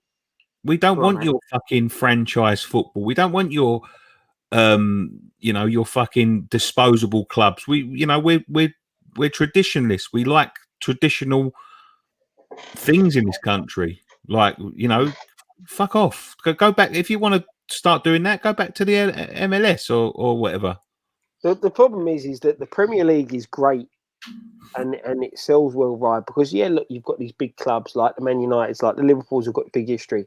But the best thing about the Premier League is you could have a side sitting bottom of the league who haven't won a game all season and they turn over one of the big boys, and that's what makes the Premier League. It's the fact that anybody can beat anybody on their day. When you look at Spain, you look at France, you look at Germany, there isn't that excitement. You know, 9 times out of 10, the team that's better on paper wins the game. The thing is, as well, is that, you know, we're talking about you want Gold and Sullivan out, and yet this secret agent saying we've been linked with American owners. Now, these American owners who come in and turn us into one of them franchises that want to take us out of the Premier League, and you know that's the gamble you got to take. And I'd never like to see that at West Ham. As much as I want to see new owners, I'd rather have Gold and Sullivan in charge than see that happen to West Ham, and that's a big thing to say. And I hate them fuckers. But I want to see West Ham go down that route. I think the reason why they do want to do it, though, because they've been teasing it for a long time, and I think the main bulk of it was that they can't handle not finishing in the Champions League, right? And because back when they first talked about the Super League, like Arsenal was involved and all of that, and because Man United and Arsenal were consistently, even Liverpool before that, were consistently finishing outside the Champions League, their mindset was, well, we bring all this money, we get all of the views and the ratings, we should be getting that Champions League spot because of the size of our club and what we do. And they just want it given to them. They haven't got to give them right. They've got to earn it. No, but that's what they think. They have got to give them right. Let's be honest. You look at the Champions League, right? It's called the Champions League. It's not called I finished fourth in the Premier League and go on to win the competition. Funny, but Celtic Scottish Premier League every year, and they still have to qualify for the Champions League. Listen, the Premier League and get in it. They want the big clubs in it. That's they know that they can sign one of the biggest clubs in the world. But this is I understand, mate. But they want the big clubs from the big leagues in it, and that's why, you know, like they know, you know, the likes of Liverpool and Man United, like as much as you wouldn't like to admit it, but they've got huge worldwide fan bases. Real Madrid has got a huge worldwide fan base. Barcelona has got a huge worldwide fan base. They don't like the likes of Man United dropping out the Champions League and Leicester getting there. Brilliant story for us. Absolute fucking travesty for them.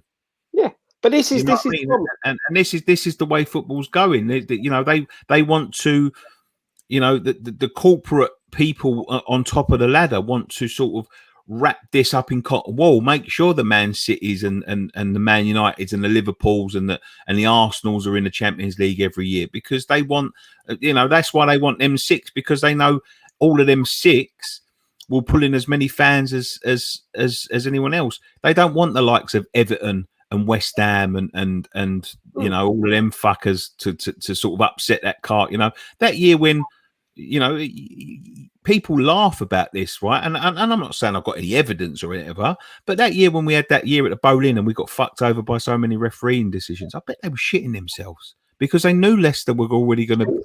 Scudamore come out, Nick, and turned around and said the fact that West Ham, Southampton and Leicester have qualified for Europe and West Ham and Southampton got knocked out early is bad for the English game. Yeah, because that you know, and you turn around and you think to yourself, like, look who got in over us. Man City got in over us. We got some real bad decisions that season, real bad refereeing decisions. But this all goes back to the Champions League's meant to be for the champions, not the but to be fair, it was only us losing at home to Swansea and Stoke on the last game of the season. We didn't get in the Champions League. So one in 2 games, we finished top 4. Exactly, mate. But they was making it.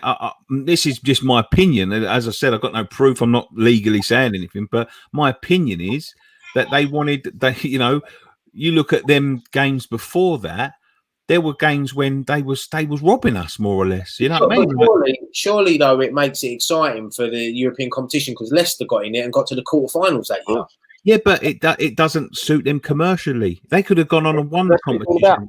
It does not suit them commercially because they know that them, you know, Leicester's fans are 1 million people in Leicester. Man United's fans are 80 million people across the world.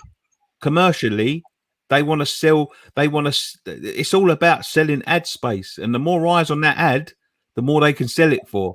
If there's a million people from Leicester watching it, and some casuals, fair enough. You got 80 million people from around the world watching it. Makes it much more valuable. But this is the thing. This is what also, when you look at what their plan they had, where they were to abolish the Carabao Cup, get rid of the Community Shield, and shorten the Premier League season. That's only for one thing and one thing only. That's so that they can then go and play these friendlies in China, Japan, Australia, and places like that to earn more money. You know, you're sitting there, teams are moaning about playing a Carabao Cup or playing a Community Shield game, but then they go and play a 3-game tournament over in China because it boosts their revenue. And this is the problem. Football is stuffed because of the amount of money involved in it. It needs a massive reset. You look at the League One and League Two sides who need bailouts. You know, they need bailouts because they've run their clubs very badly. And this is the problem. And this is what the football needs a complete reset from top to bottom. It don't even need a reset, Scott. With the lower leagues, mate, they just need to let fans back in football. How can you justify people? No, but how can you justify people going to watch Arsene Wenger in the Palladium the other night, but you can't allow people in football grounds? Look, I totally agree, mate. I 100% agree with what you're saying. But the problem is, League One and League Two sides should be semi-pro. They shouldn't be paying players thousands of pounds a week to play there. They don't generate enough revenue, and that's why they're going bust. But that's why they're having a problem. That carrot being dangled in front of them is too much of a temptation. And that's it. That's the problem. Money is ruining the game. It's not ruining the game. Money's ruined the game completely. This game isn't the game that we grew up supporting. Yeah, I agree. Of course, it's totally different, but obviously times change. You look, when we grew up, it was only really Man United and Arsenal in the Premier League era. Then Chelsea got involved. Then City got involved. Now Liverpool are back on the scene. You know, it's going to get bigger and bigger. You got Tottenham as well. You know, it's going to get bigger and bigger and bigger. It's what happens is because investment and players, and it's what happens. It's not like the two teams battling out anymore. There's 6 or 7 teams. There's most teams that can, you know, win the Premier League on their day. You know what I mean? Yeah. And that's what makes it exciting. At the end of the day, that's what I said. That's what makes the Premier League more interesting than other leagues around the world. The fact that anybody on their day can go on, you know, like Leicester did. You only need to have a good run. You've got that opportunity to win that, and you know that's what makes it exciting. It's just, as I said, it's a power grab by a lot of the bigger sides to try and make their positions a lot better off and shaft everyone else involved in football. Hang on, Scott. Before we carry on with this one, what's that T-shirt you got on? What's that T-shirt? I ain't seen that one. When did you get that in the post? You sneaky fucker. Look at him with the fucking new range on. Look. He fucking kept that quiet. I would say stand up and give us a 12, but I know you ain't got trousers on.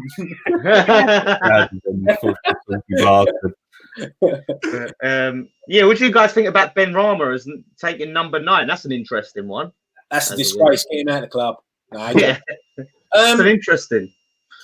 Yeah. I don't know, it's usually reserved for, like, I mean, you would expect someone like an Allaire or an Antonio type of player to be the number 9. Interesting as a winger, you know, he's coming in. I mean, a lot of people saying they wanted him to have the 27, but obviously, look, if he's come and said number 9 is available and he's gone and said, I want that number, let him have it. It's just unusual. You don't see that often, do you, wingers? I'll be honest, mate. Numbers don't mean anything anymore in football. Yeah, it depends. To some players, it does. Yeah, to players it does. Certain players have certain numbers that they want to wear, but a player getting a number 9 means absolutely nothing nowadays. William Gallas wore 10 once, didn't he? That's what I mean. For Arsenal. Yeah, exactly, and that's the thing. You know, you got goalkeepers. The goalkeeper that comes in as number 1 wearing another number. You know? A lot of people were complaining that Rice is number 7. You know that? A lot of people, England fans, were complaining that I think even Declan Rice had a little laugh at himself because obviously the number 7 is obviously, you think of Beckham straight away, then you think of a right with a number 7, but because he was number 16 when he was in nationals before. So I'm the same with Scott. Numbers don't really bother me. As long as they're playing well and banging in goals and setting up goals and we're winning, he can have whatever. I mean, Adrian used to wear 13. You know, It's just interesting for me to see it because it is traditionally associated with that talisman striker. Yeah. Well, it's not a cursed shirt, and it's because Andy Carroll wore it last time, didn't he? Yeah, he's the last player to. And that's the thing. It's not like it used to be. You had 1 to 11. That was it. And even then, it was your. The first choice keeper was 1. I actually like. I'll be honest with you. I actually like squad numbers. I like the idea of wearing the number you want because it's a lot easier to identify when you're watching them on the telly. Of course, it is. But the only thing is, with what Nick Tucker's saying, we couldn't do that because obviously we retired Bobby Moore's number. So to have a 1 to 11 for us, we'd have to have not retired. So if it's 1 to 5 and then 7 to 12. 1 to 12. Yeah. So I'd be interested to see what Nick thinks. Like, if Nick, would you rather not have retired Bobby Moore's number and have players wearing 6 and have a 1 to 11? I think players have their superstitions, don't they, with their numbers, and he might have wanted the number 9 shirt. He might have had the choice, and he might have thought, number 9, or David Moyes might have said to him, look, it could be the striker that we're crying out for. You never know. Yeah. Shut up, Granddad. He said. But so he's saying then he would not have retired Bobby Moore's number. Is that the thing? Listen. I what Nicky said is right. It makes players easier to identify when they've got their when they've got their own individual shirt and own individual numbers. When you've just got 1 to 11, it does make it a bit more difficult to identify the players, especially if you don't really know what they look like. But now Nick is there, right, complaining about American sport. He's one of the biggest fans of American sport I know. Yeah, that's what makes me think. Is that a fake Nick Tucker? Or Nick Tucker, he supports Boston Red Sox, doesn't he? I can't stand American sport. Honestly, he bought a £55 hot dog. Fuck it! What? And ate it in about 2 minutes. I'm only going by what I've been told, mate. I'm only going by what I've been told. Let's ask us anything before. But before we do that, let's read that comment. Ginger Andy Carroll, Thames Ironworks legend. He chose Yeah, he did. Yeah. And he had to have it really because he is the Ginger Carroll and Andy Carroll. Let's start previewing the Spurs game before we move to ask us anything for the last sort of 20 minutes or so. Spurs Sunday actually is 4:00 Sunday. Looking forward to this one. I said 4:30. I'm very excited for it because I don't know what to say. I think it's going to be a good game because we're in good form and they're in good form, and it's just not knowing what to expect. It doesn't mean I'm super confident. One thing we can guarantee is that Benrahma won't be playing. Yeah. Well, yeah. No matter what, like he can't play. Yeah. I think it'll be an exciting game of football. Yeah, you've got 2 teams. You've got 2 teams going into this. Hopefully hopefully we keep up our form and Spurs don't. They're coming off the back of a great victory at Old Trafford, 6-2. Even with one thing I liked about, I didn't like. I don't like seeing Tottenham win, but taking off me West Ham at, they went 1-0 down after about a minute. Man United got a penalty, but they didn't panic. They still carried on. They played their football, and they tore Man United apart. Absolutely tore them apart. And it's the homecoming, the big game for Gareth Bale, whether he's going to start or come off from the bench. I'm glad that there's not a crowd there, because could you imagine the crowd if Bale, when he comes on, you imagine the reaction he'd get? But he's not going to get that. He's not going to get that. So, he's going to listen. Bale's a great player. He's going to be nervous. You've obviously got Kane. Didn't look too good the other night for England. I was hoping they'd get a whack. Obviously, Son's a great player. He can damage us. He's done it in the past. But look, their back four's shaky. So if we can get the balls into Antonio, we play our football, Bowen running at them, Fornells. Look, there's no reason why we can't go there and win the game. The big positives for me is a few. I mean, obviously, look, they did do good against Man United and scored a lot of goals, but Leicester smashed Man City the week before. But the way we're playing this 5 at the back and the way it worked against Leicester, Vardy likes to get in behind quite a lot, the same as Spurs attackers. and we dealt with it very well. And I just think that this system is probably the best possible system that we could play against Tottenham. They have still got the strikers and the attackers to hurt us, but I do think that this is the best. We have the best possible setup and the best possible lineup to deal with Spurs. So I think it gives us a much better opportunity. I think our best opportunity is and people are going to laugh at me and I don't think I've lauded his praises for a long time, but you stop Son from playing, and you've got a good chance because Son is a catalyst, and the way him and Son plays on the left of the three, doesn't he, or is it the right? Yeah, he floats about. He floats between the two, but he's such a good player, Son. Oh, yeah, he's well class. He sort of links everything up, but they said that about Vardy, and we kept him quiet. If we can keep Son quiet, we'll have a good opportunity. I want to make him cry. Let's be quite honest. Bell. I don't think Bell would start. There's no way Bell's going to start because, as you said at the beginning of the show, right? You don't change a winning team. They beat Man United 6-1. I don't think Lamella will start. Is he really? Yeah, Lamella will start. He's going to have a little bit of a.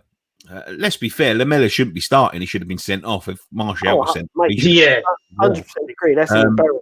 But like when you look at Gareth Bale. Gareth Bale's a world-class player. I don't give a fuck what anybody says about he ain't the player he was and all that. He was that Ronaldo Messi level. He was that, 4 or 5 years ago. The thing about Bale is he spent about the last 4 or 5 years absolutely fucking having a terrible time at Real Madrid. And the thing is as well, is that 7 years is a long time out of the Premier League. 7 years, the Premier League's moved on big time. There's a lot. When he was here last time, there was probably just a top 6 and average teams. Now there's a lot of good teams in that Premier League. Yeah, but what I'm saying with him, right? You got to be looking at the kickback. You got to be careful with him because he's had such a bad time. He's got out of there eventually. He's going to be buzzing. He's going to be buzzing for that debut. But it might take him a little bit of time to get going. Yeah. We've got players that can knock him out a little bit. They've got players like Sissoko and is it Holberg? They from Southampton. They're players that can break up play.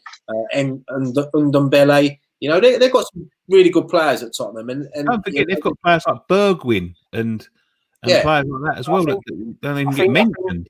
I think Bergwijn's he's in Lucas Moura. Dele Alli, as much as he's in bad form, he always seems to have a good game against West Ham. So the problem is you look at them. They have got very, very good attacking players. I think personally, Son's the best player they've got at that football club. And I think he is the heartbeat to the way they play and why they do finish in the positions that they finish. It's going to be hard to keep him quiet. I think he's got a lot more about his game than certain other players. And that's it. But I still... You see that. You remember the game when we played them after lockdown? Yeah. Son changed the game from, didn't he? And it was Harry Kane's comeback game, wasn't it? So, look, Harry Kane, even a half-fit Harry Kane can still punish us. So every player's got to be bang on it on Sunday. You go back to that game. You take away if you that VAR decision, and they overrule the goal like it should have been. Harry Kane doesn't really get his goal to make it 2-0. And this is the thing. VAR had a massive effect in that game because we had to push. We had to try and push to get an equaliser, which then left us in the position we were for Kane to go on and get his goal. I'm telling you now, Jose Mourinho would have been doing his homework over this international break on West Ham. And he'd have been identifying players like Fornals, Bowen, especially Antonio, because Antonio is going to give him he ain't going to stop all game. Yeah. He's going to chase every ball that goes over the top, every ball that's put through to him. You're going to have Rice and Souček breaking up play. Masuaku, I think Masuaku's fit to play. Yeah, I didn't say he took a precaution. Yeah. So Masuaku, Kufal down the right. We it's a game that we can go there and win. 3 or 4 games ago, if without them wins against Leicester and Wolves, I probably would have been hoping for a draw. But I'm sitting there. Like, don't get me wrong, a point's good away to Spurs. Oh, yeah, I'll take that. Listen, I'll be well happy with that. I think we're good enough to actually go into this game and get all 3 points. Yeah. I want to, because the way how they're so confident. You know, I've done a Spurs podcast and they are so confident. And I tell you, I've got some clips to take if we win. I think it will just be beautiful. And Station said about Sofal would destroy Bale. I think if Bale comes on, imagine Sofal puts in a tough challenge and like a physical challenge, and you know lets him know about it. I think that will shake him up. I don't get their confidence, because they just they've done us twice last year, but the thing is, you expect them to win. But they're worried as well, mate. They're worried as well. They're worried as well. I don't get the I don't get the public confidence, because you're literally just setting yourself up for failure, because that's why we love it. Ain't common that we go there and fucking get something. You know what I mean? It ain't common. Like it's not like we haven't been there for 20 years and never left with a point or whatever. We've won there about 4 times out of the last 7 or something like that. We've only beaten them once in our last 6 games against them. You know, we're sitting there. They're unbeaten in their last 6. They've conceded what 1, 3, 4, 5, 6. They've conceded 8 in their last 6. You know, we've got 2 clean sheets back, granted, but you know they're in good form going into this game. Technically, when you look at the cup games, I know they've played Champions League and that ain't getting counts for why they're unbeaten in the last 6. But form-wise, they're in better form than we are, so they're going to be confident going into this. I just think they set themselves up for a little bit of a fall, really. But... Yeah, because if they win, they are like, we told you so. And if they lose, look, West Ham raised their game as their cup final. But yeah, Spurs fans have been talking about it more than what I have. Yeah. Have you seen all the memes with the coffin and all of that sort of thing? Like, look, as Nicky said, and Scott, you know, they should be beating us because technically. They are a better team than us on paper, fully fit. They've got world-class players in their team. You know, they're a team that challenges for top 4 every season. So yeah, they should be beating us, but will they? I don't think they will. Yeah. I've got to pop out. I'll be back in a minute. All right, we're going to be finishing up soon anyway. We're going to go ask us anything. Yeah. But yeah, in fact, like when you look at the results of Moyes meeting, when we was going into these fixtures, you was thinking, but Liverpool have been beat 7-2. Man City got beat 5-2 the other week, and you know there's some strange results going around in this league at the minute. You can't take any result in any game for granted, really, in this league. And for them, like you said, to be that common, and I don't think us doing them would be even considered an upset, because the amount of, there has been so many instances where we have turned up against them. You know what? Right? I swear on my life, I hope this happens. I hope this is one of the things that I hope happens. If somehow we can squeeze out a 5th place finish and they finish below us, I would take that clip that they've got and I would fucking shove it up every single one of their fucking arse. You know what they'll say? Oh, that's 4 years old, mate. Yeah. And then they'd fucking say that. But still, no, it would be glorious. But I would. It's going to be a difficult game, but as I said, it's a game that I'm confident we can go there and get something, because I think we've got the players that can cause them as much damage as they can cause us. Yeah, we've got a good 11. I think Souček's key for me. He's always been he's going to score on Sunday. Especially with their defence. Their defence do struggle. That's the good thing. We've got some good attack. I think this is this is a game of attacking prowess, to be honest with you. They've got a world-class attack. We've got a really good attack. Their defence is shaky as fuck, mate. And we've got 2 clean sheets against Wolves and Leicester, so there's reason for our defenders to go in with some confidence and not play with any fear, and know that, right, you know, we're good. Like we can deal with these players and try and go out and keep them quiet. And I think that gives us a little lift. It's going to be an exciting game, whatever happens. I just hope we turn up and we give a good account of ourselves. And if we win, please let us win. We're not going to shut up about it. That's for damn sure. And that will be a beautiful post-match pint. I tell you that for free. I will love it. I would love it if we do. Well, let's get some questions in then. If you want to ask any questions now, we're going to take all the questions in the comments for the next sort of 10 minutes, 15 minutes, something like that. Yeah. Can I just say that last week, you know, remember when it was all like on Twitter and it was like all shit and nothing was going right? I put a picture up of Pat Butcher, didn't I? Like to just change the subject and things like that. You know what I mean? So I knew it was going to be negative tonight in a way. So while my mate's coming round.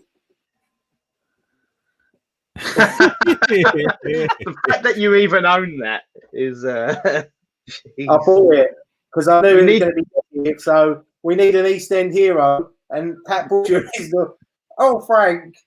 You need the earrings. Get some baubles and clip it on the side. You need the earrings. At least get the earrings. That's in HD. Look at that. That is a high quality face mask. I'm impressed. I know it's scary. To be fair, my hair was like that a few weeks ago. Jeez, I mean, look at that. That is unsettling. It's the eyes. Scott, you should get the cotton one. That's an East End. Peggy Mitchell. Peggy? Did Dan ever have hair?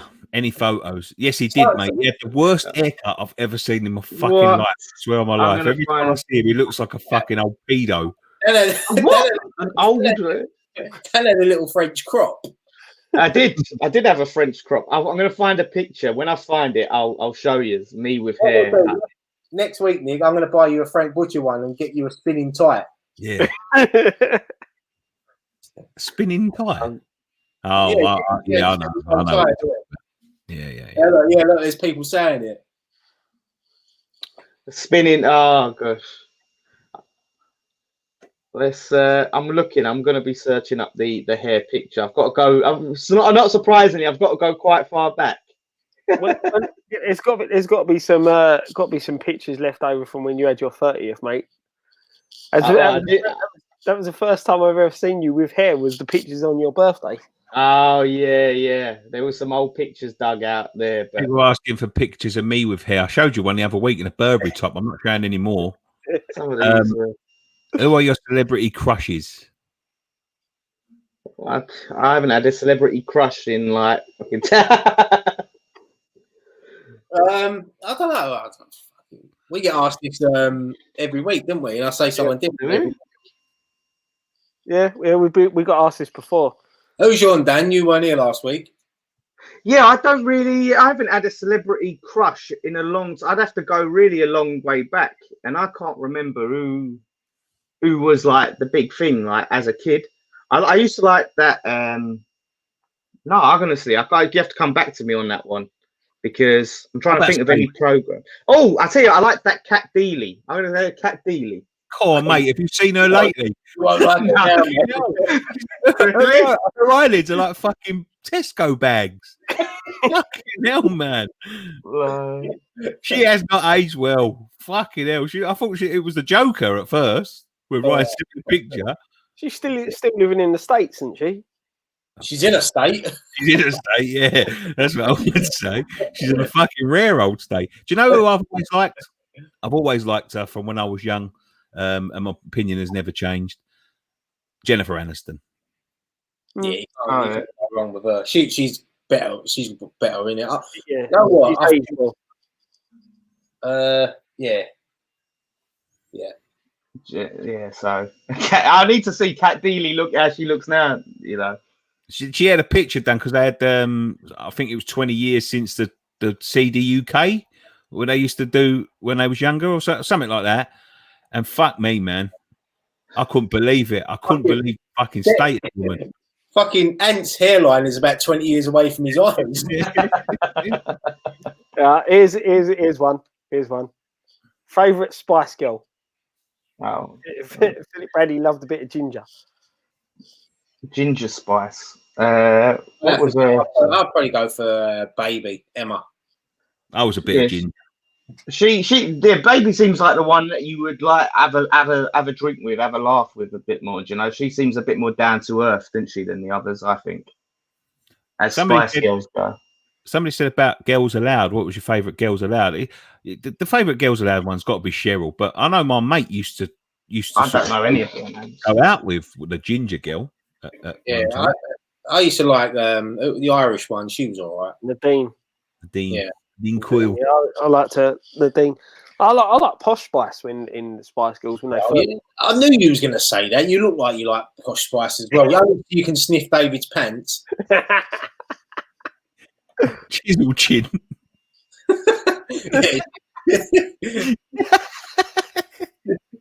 That's sticking with that as fucking old chisel chin. B Rat Pack, best James Bond film.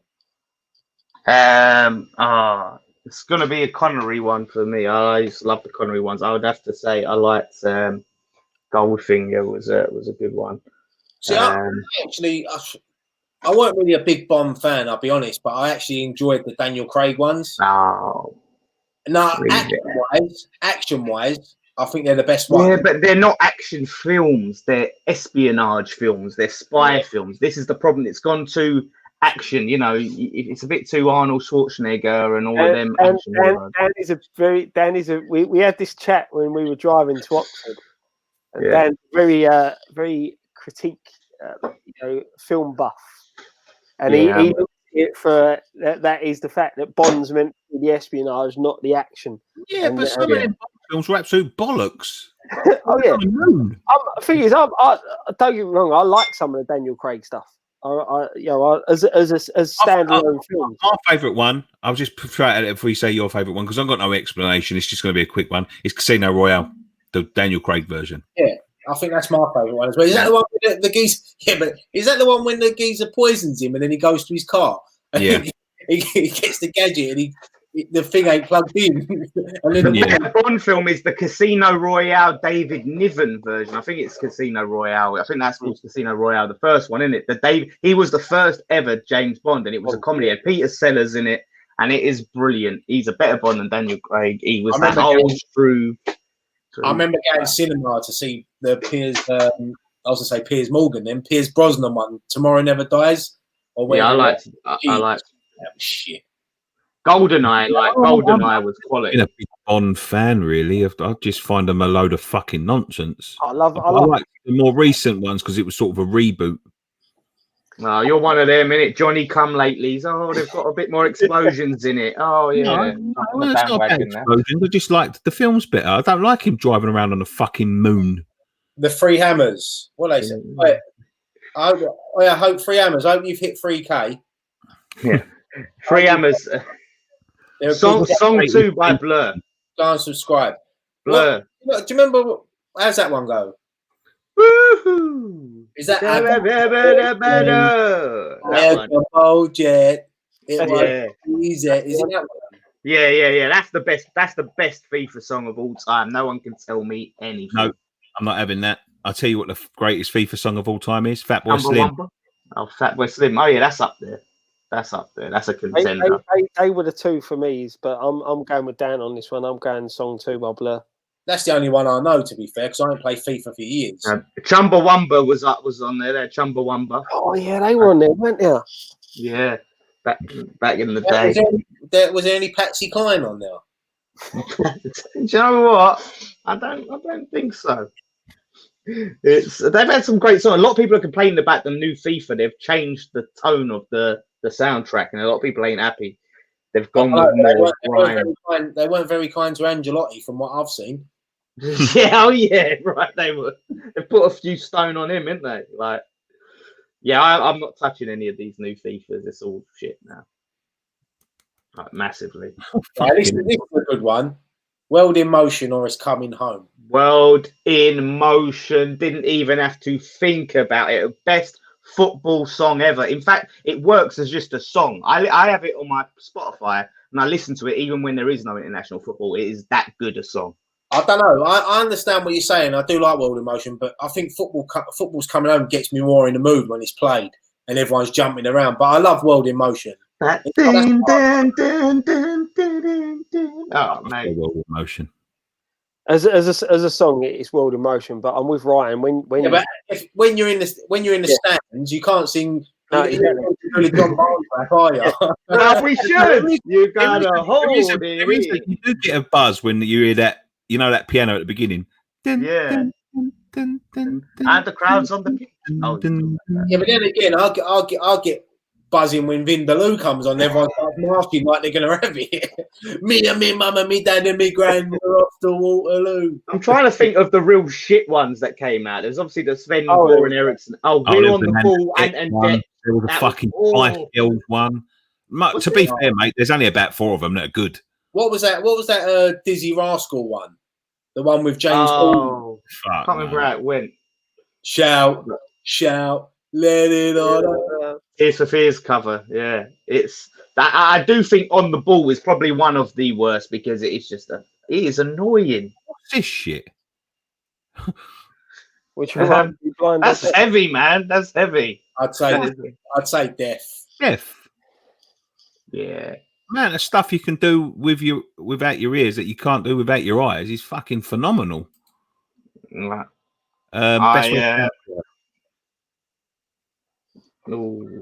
Best West Ham shirt. I like the classic, obviously the claret Bobby Moore, you know, with the blue collar and the sleeves. I like the blue with the troops, like the centenary as well. I found a picture of me with hair, by the way. My West Ham shirt is the. That's tough. I love the pony tick one from 94, 95. Centenary, the original one. Mm-hmm. Yeah, there's loads of kit. I like the last at the bowling kit. I thought that was nice, very smart with the gold. My favourite one, and I've only just discovered that they was my favourite ones. I liked the ones that we went down in. The ones that we went down in 2003, the feeler ones, I thought were fucking brilliant. Maybe not the stripy one, but the feeler tech, the first ones. No.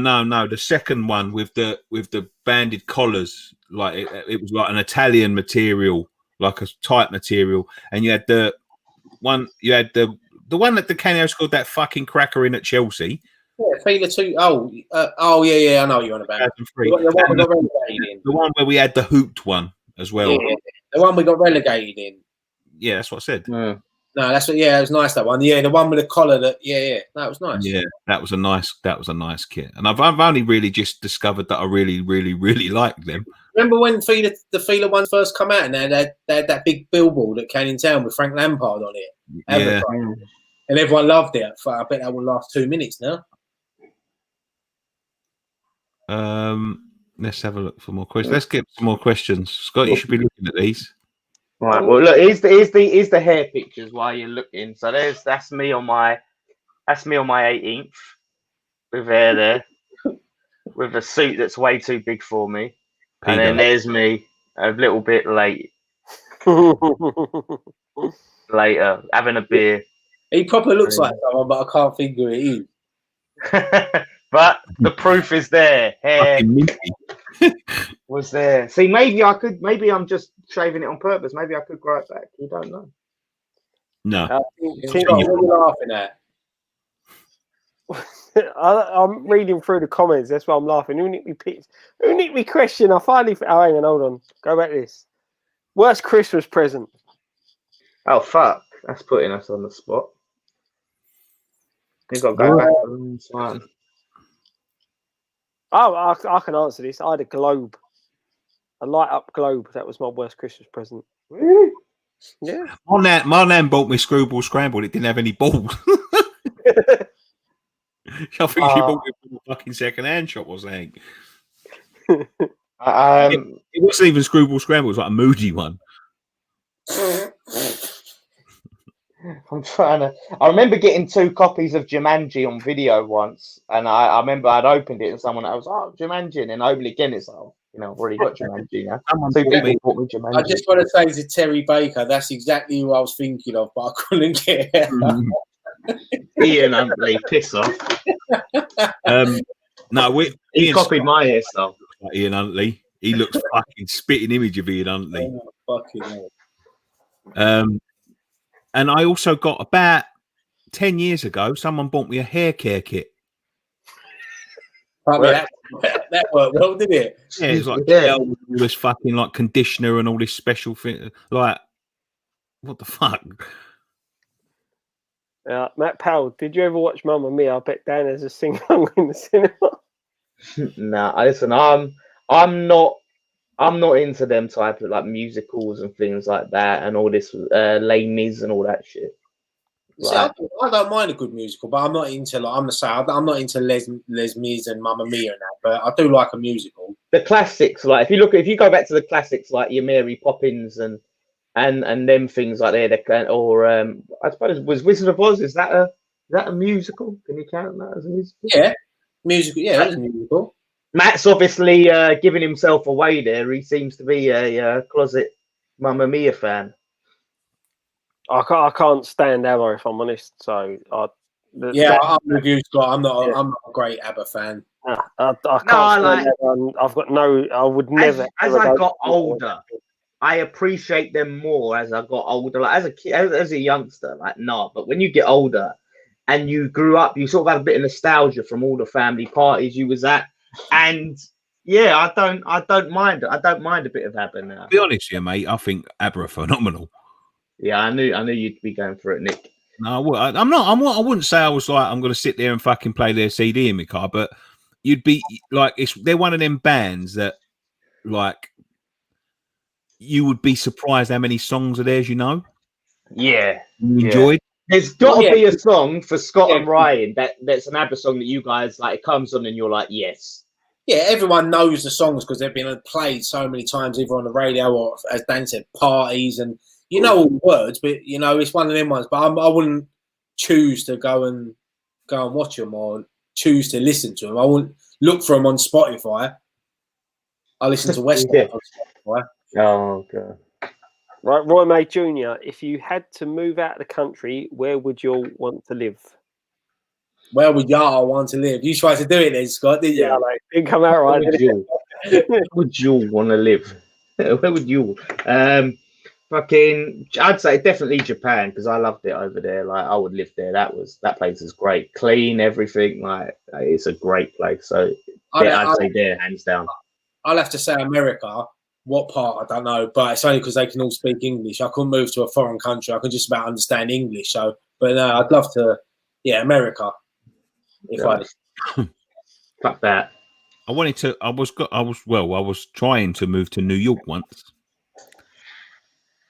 Wow. Yeah. When I was younger. An Englishman in New York? Yeah, that's where I always live. Now, I probably couldn't fucking stand the place. Yeah, I'm sorry, Americans, but I would never, ever, ever want to live there. No, you can't. America's a place. There's why would you want to live there? Yeah, there's certain places that are really nice and you'd want to live in. You know, there's places in America that I'd love to go and visit, and you can see yourself staying there. I'd rather live in Canada. I'd much rather live over there in Canada than America. I wouldn't want to live in a place like New York. New York's no different to London. I'd like to live somewhere like Memphis or something like that. Somewhere like different. Like New York, and as much as I love Vegas, I wouldn't want to live there. It's all right for a week, but you know. No, at the time, I was young. I was really young, and I was thinking like New York would be a nice sort of. You know, I was a bit of a happening boy when I was younger. I wanted to be where it was happening. You know what I mean? Who's happening? What's happening? Yeah, it just sounds like an old person. Like you know, it's a place where it was very trendy at the time, and I thought to myself, yeah, I'll have a bit of that. But I'll be honest with you now, the thought of even visiting there fucking turns me off. Yeah, my changes of taste, my tastes have changed. Sorry, like so much. If I was to move abroad, I'd probably want to live in. I'm the same as Ryan, really. I don't think I'd be able to get on anywhere without that didn't speak English. You couldn't just learn a new language. Yeah, I just think it'd frustrate the life out of me. So I would say Mexico if they all spoke English, but I would say Florida for me. I wouldn't mind Mexico or Greece. Two places I really, really like. Yeah, there's some good places. How comes there's a lot of people spamming the chat with Dan? I saw you at Barking Station. I'm seeing multiple people. Dan, I saw you at Barking Station. Dan, I saw you Barking Station. The same person. I'm in Barking quite a bit. Australia would be nice to move to, but it's a country where they've got any animal that is going to kill you is in that country. Yeah. And Big Blue. I grew up in Grays, Essex. New Jersey, USA is like heaven compared, mate. I live in Grays, Essex now at the moment. So if you want to invite me over once the Corona things and you want to put me up and my family, I'm happy to come over there, mate. I'll give it a try. Just move over there. Just don't get sick. You've got. I'll even bring me Pat Butchermark. We can sit on the balcony and drink Jack Daniels together. Oh, here we go. Oh, hang on, wrong one. Sorry. There we go. I'm just making no nose, man. Sorry, wrong one. It popped up. And then when you look at it, shut up. Mark Vaughan, A-Team or Knight Rider? A-Team. Yeah, more of a variety in their cast, and they had Boy George on it, which was hilarious. I'll never forget that moment. Boy George, all right. That when Mr. T meets, it was just the shoehorned in celebrity cameos cracked me up. I'd say 18, but theme wise, Knight Rider for the theme. I love Baker, Dan. He said he's seen. I'm getting roasted in the chat today. But he was getting roasted on Grindr as well. Fucking hell. Someone's got to be saying something to get all these people saying this. And I saw you on Hastings Station. Yeah, favourite Disney film? Alice in Wonderland. Don't even have to think about it. Yeah, pretty much. Scott, right? Pause there. No, I was waiting for Scott. Scott looked like he was going to say something. No, I'm still. My favourite as a kid, it was Robin Hood.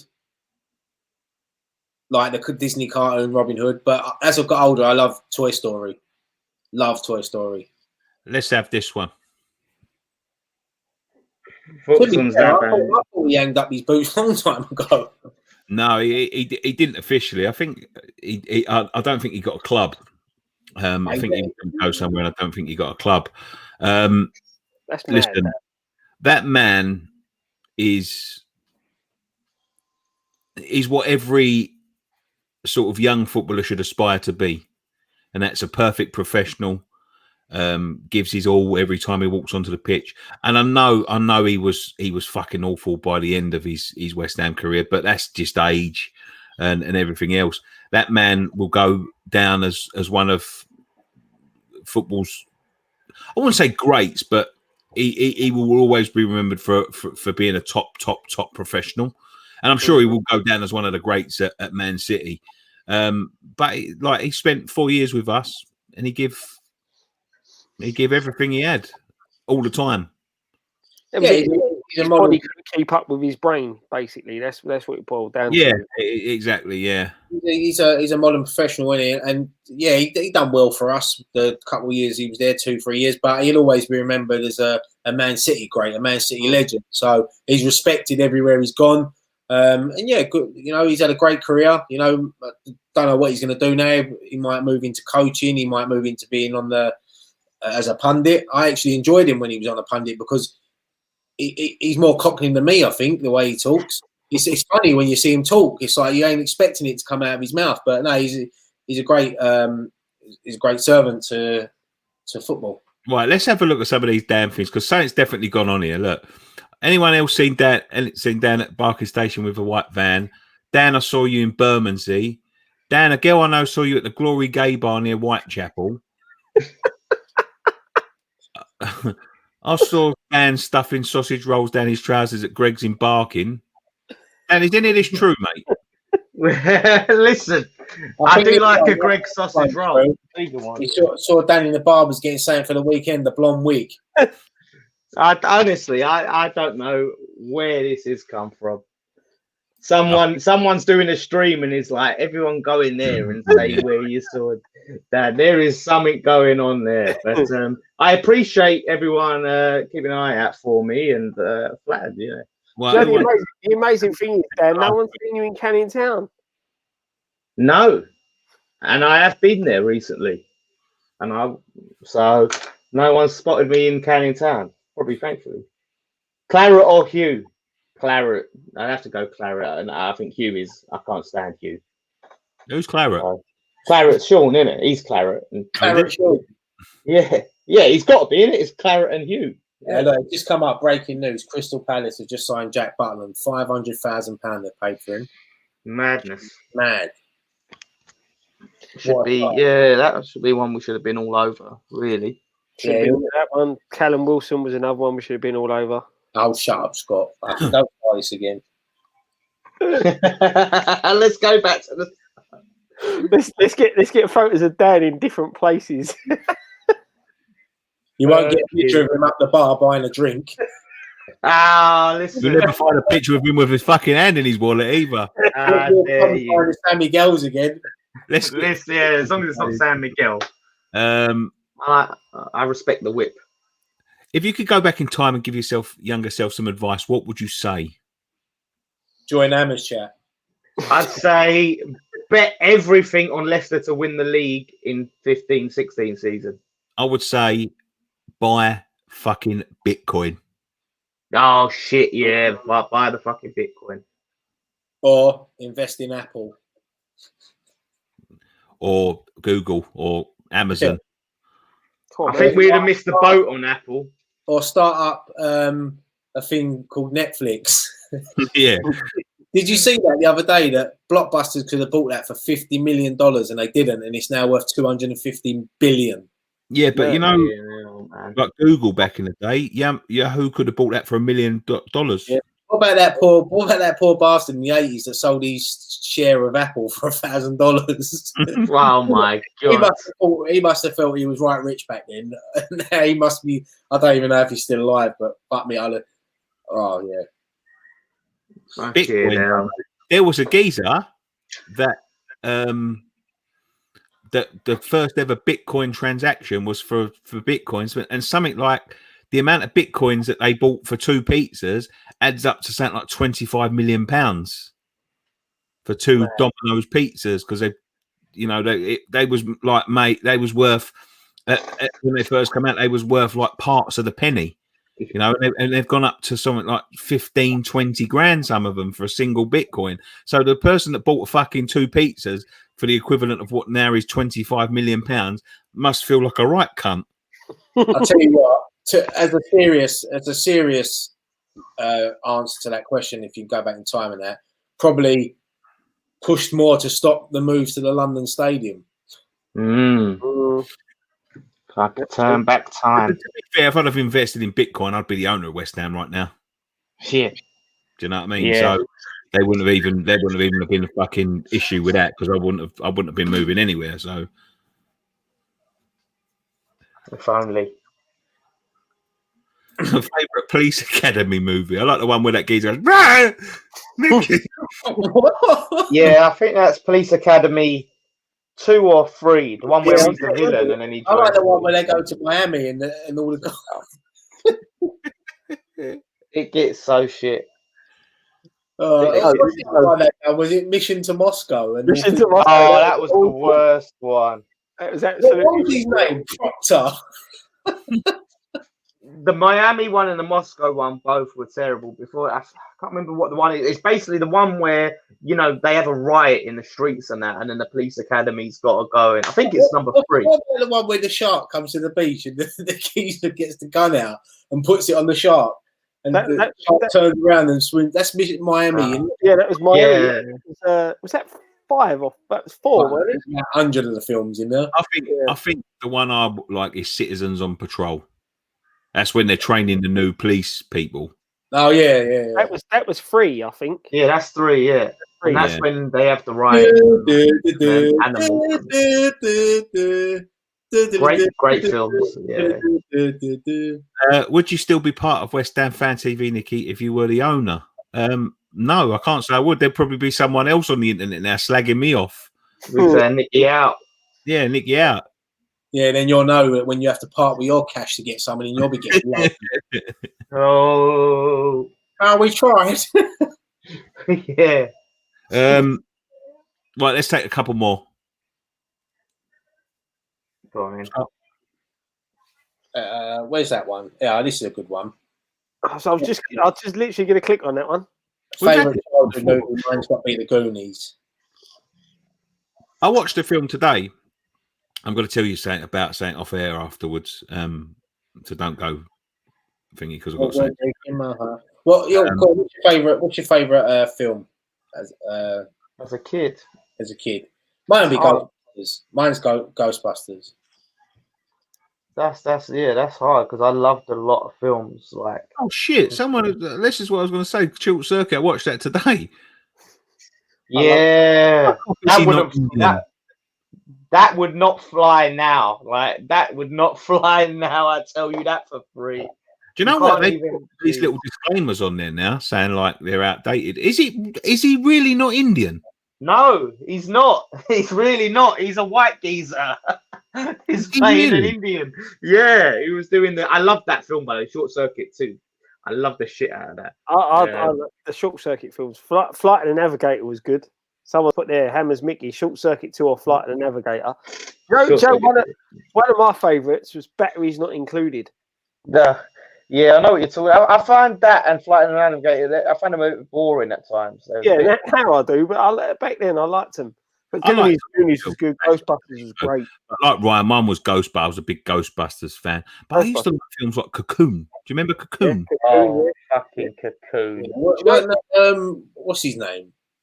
Stephen Guttenberg, whatever his name was. Yeah. That was like his post-Police Academy film, and that might have killed his career, you know. But then again, I like him in 3 Men and a Little Baby. 3 Men and a Little Baby. But I remember another one that I really used to like, and I know a lot of people won't know this film, but I'm sure some will, but I know a lot of people do. And I watched it loads as a kid. I loved it. And I can't tell you why, but it's called Vice Versa. I think I know the one. I think I've seen that. And it's got the kid from... Who's the fucking kid? He's from the Wonder Years in it. Yep. Yeah. And who's the other guy? His dad is the geezer from... I know for a fact he's in... I don't think he was on a lot, but I know for a fact he was in Beverly Hills Cop as one of the coppers, like cool dangly geezer. I think his name was Judge Reynolds or something like that, right? And they find a statue, or his dad brings a statue back from Thailand, and they touch it and they change places. For some reason, I loved it, and I also love Big. Big is classic. Yeah. Damn crazy Cole, mate. He's saying you haven't returned his garter and suspenders yet. He knew this would happen. What's going on, mate? It's lockdown, mate. Can't do it. So you have to wait until lockdown gets lifted. Sorry, Nick. He played Billy in Beverly Hills Cop. I've just got it up. I'm trying to. Yeah. Fred Savage is the boy. Yeah, Fred Savage and Judge Red. How many times has that formula been done though? The whole switch places. Yeah, I know you've got like Freaky Friday and that, but I for some reason I just liked it.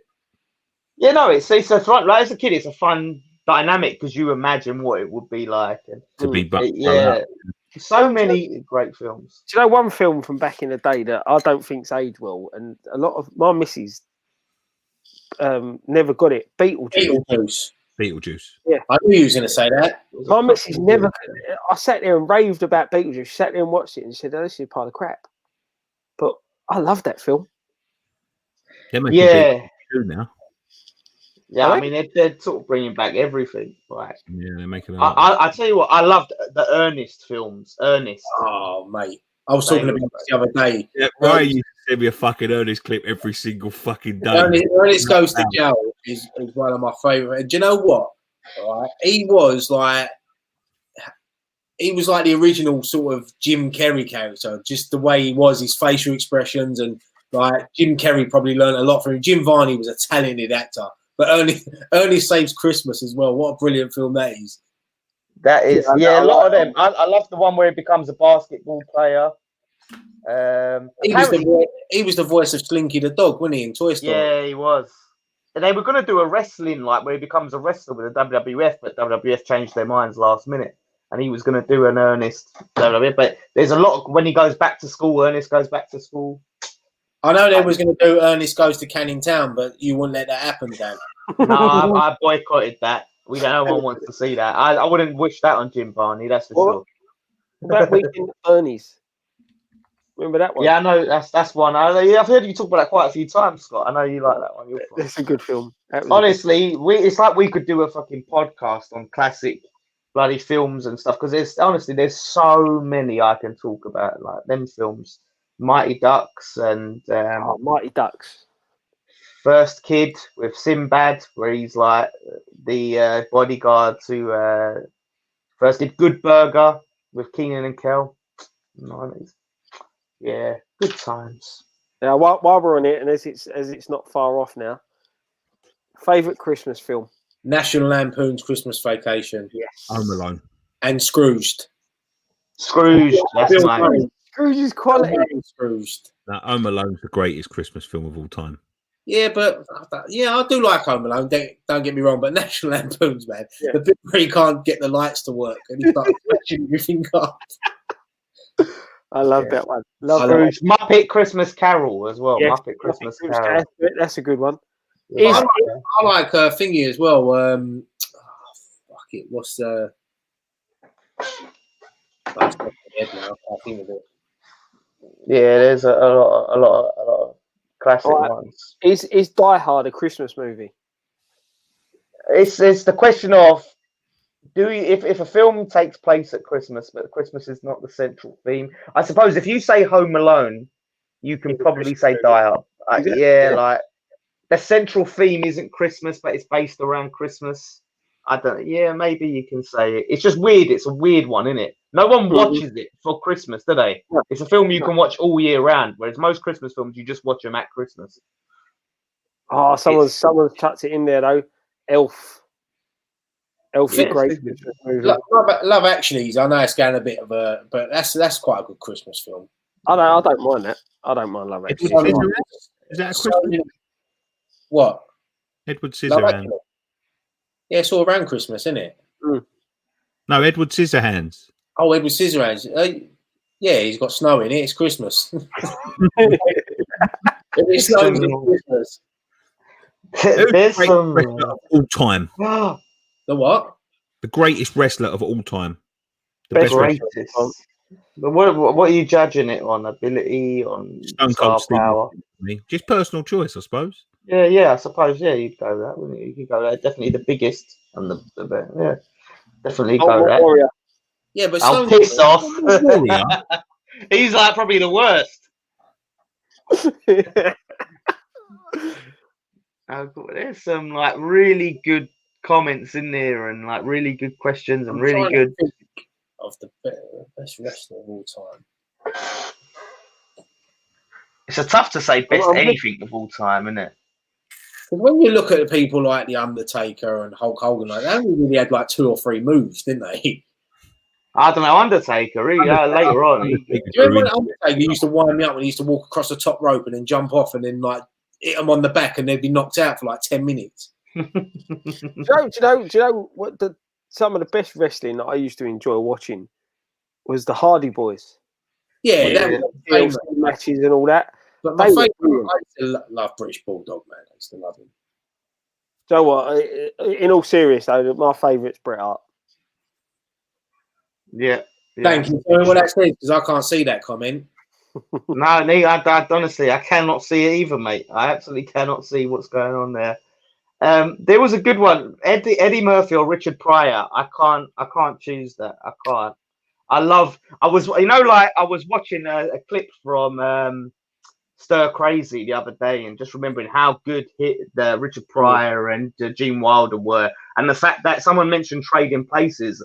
They were originally supposed to be in Trading Places, and I was sitting there thinking I would love to see it. But Eddie Murphy and Dan Aykroyd did an amazing job. But to see Richard Pryor as Eddie Murphy's character and Gene Wilder as Dan Aykroyd's character, that was brilliant. Hear No Evil, See No Evil. Honestly, it's one of my favourite films of all time. Quality. That is quality. That film. That film is honestly. I think he had more potent hits, Richard Pryor, because every film I can think of a Richard Pryor film, Brewster's Millions. Even in Superman, he was Brewster's Millions. See No Evil, Hear No Evil. Everything he'd done with Gene Wilder. I think he had more potent hits, but I like Eddie Murphy, man. Some of Eddie Murphy's films are some of the best films I've ever seen. Like Life, that's one of the best films I've ever fucking seen. It's a bit too sad. Like at the end, it's sad, but at the beginning, man, when he's calling that geezer a fucking snaggletooth and that snaggletooth motherfucker, and you're gonna eat your cornbread and all of that, man. I think no, you can't have my motherfucking cornbread. It's my motherfucking trading places. Fucking Coming to America 2 is coming out soon as well. It'd be interesting what they're going to do with that. Ruin it. It's going to ruin it. That's the thing, though. You get classic movies like that, right? And then they bring out a sequel to it, or they try and reboot it, and they ruin it completely. Have you seen the new fucking Bill and Ted? No, not yet. I haven't seen it yet. God, fucking what's his name? Keanu Reeves looked like fucking Frank Gallagher from fucking what's that? Shameless. Shameless. Death looked like Death 20 years ago, 30 years ago. Yeah, but I watched that on the plane when I was going over to Greece. Turkey. Fuck me, man. That was awful. That film. Is it bad? Fucking awful. And I swear on my life, like Keanu Reeves just looked fucking miserable all the time. You could just tell he didn't want to do it. He looked like he's got that demeanor about him, though. You know, when you watch him in John Wick, his whole demeanor of Keanu Reeves now is just miserable. Love John Wick. Hey, honestly, every time I see him, all I thought was Frank Gallagher. That's Frank Gallagher. That's Frank Gallagher. Yeah, it didn't. Yeah, without the beard, like and a lot with the long hair and no beard, it does look a bit weird now. Like. Honestly, but yeah, I love John Wick. No one can say anything bad about John Wick because them films are fucking amazing. Really are. You know, so yeah, I'm with Dan. I'm with you, mate. John Wick's good. Yeah, Ian McShane in them films is really good as well. Yeah, I love a good film. But someone said about Shrek for Eddie Murphy, but this is the big thing about Eddie Murphy that takes away something because it's his later years when he started doing Haunted Mansion and like Dr. Dolittle and things like that. Shit, yeah. He killed it. Like, and that's why I'm waiting to see him come back and do, bring back some of that old Eddie Murphy. They've been teasing the new Beverly Hills Cop for years. And I want to see that old Eddie Murphy back. Yeah, but would Beverly Hills Cop? I think a new Beverly Hills Cop might kill it. Honestly. Sorry, guys. Can we start wrapping this up now? Yeah, let's do it. We'll be here all night, won't we? Palace or Dynasty questions like that would be a little bit different. Palace or Dynasty. Dallas or Dynasty? Yeah. To be honest. Yeah. Scott, you chat weird. This one because I haven't eaten in a little while. Favorite sauce for McD's nuggets? Barbecue. Curry. Sweet curry, without a doubt, mate. Then again, I do like their barbecue. Yeah, they do have the best. They do have the best barbecue sauce. One of the best in town. So yeah, there we go. So we're ending it on favorite sauce for nuggets. That's it. Is it? I thought we was going to choose one each. Oh, was we? So is that yours? I thought I said that. Yeah, that was mine. Yeah. Okay. So it's a bit of me. So leave it with Scott. You chat weird. No question. You just chat. That just made me laugh for some reason. I don't understand it, but it made me chuckle. You chat weird. I guess I see one there. This is my one. Lock, Stock, Snatch or Rock and Roller. That's a tough one because they're all Rock and Roller is a brilliant film. Oh, Johnny Quid. That's the only one I ain't seen. I ain't seen that one. Oh, you got to watch it, mate. It's a brilliant film. Film. They've got some big actors in that film. You've got Tom Hardy, Gerard Butler, Idris Elba. Who else is in it? Oh, what's his name? There's quite a few good actors in that. I see. Yeah, I have to check it out because I like Snatch and I love Lock, Stock. I think Lock, Stock has the humor in it is brilliant. I really enjoy that film. Nicky and Scott and Nicky and Scott. What's the one? Lock, stock, or I like Lockstock. I really like Lockstock. Snatchy's good. Rock and roll is good. I like Lockstock, so I'm going Lockstock. I'm going to go for Snatch because my Frank's in it. Nick? Yeah. Scorsese or Spielberg? Scorsese. I think Spielberg has given me more. Like, if I was to say more enjoyment overall, like the Indiana Jones films and all of that, it's a tough one. But Scorsese's put some great stuff out, but a lot of it's more serious in tone and less. I think he's got less variety about him. I think Spielberg has more variety to his filmography. I'm gonna go. I'll pick this one out. You can see Kiss or Iron Maiden. Iron Maiden easily. I fucking hate Kiss. Corporate soulless band that care more about their action figures and their t-shirts and their fucking tongue masks. And Gene Simmons is an absolute prick. He's a dodgy prick. I can't say that. And Iron Maiden are probably one of the best bands of all time. Amazing. So easy.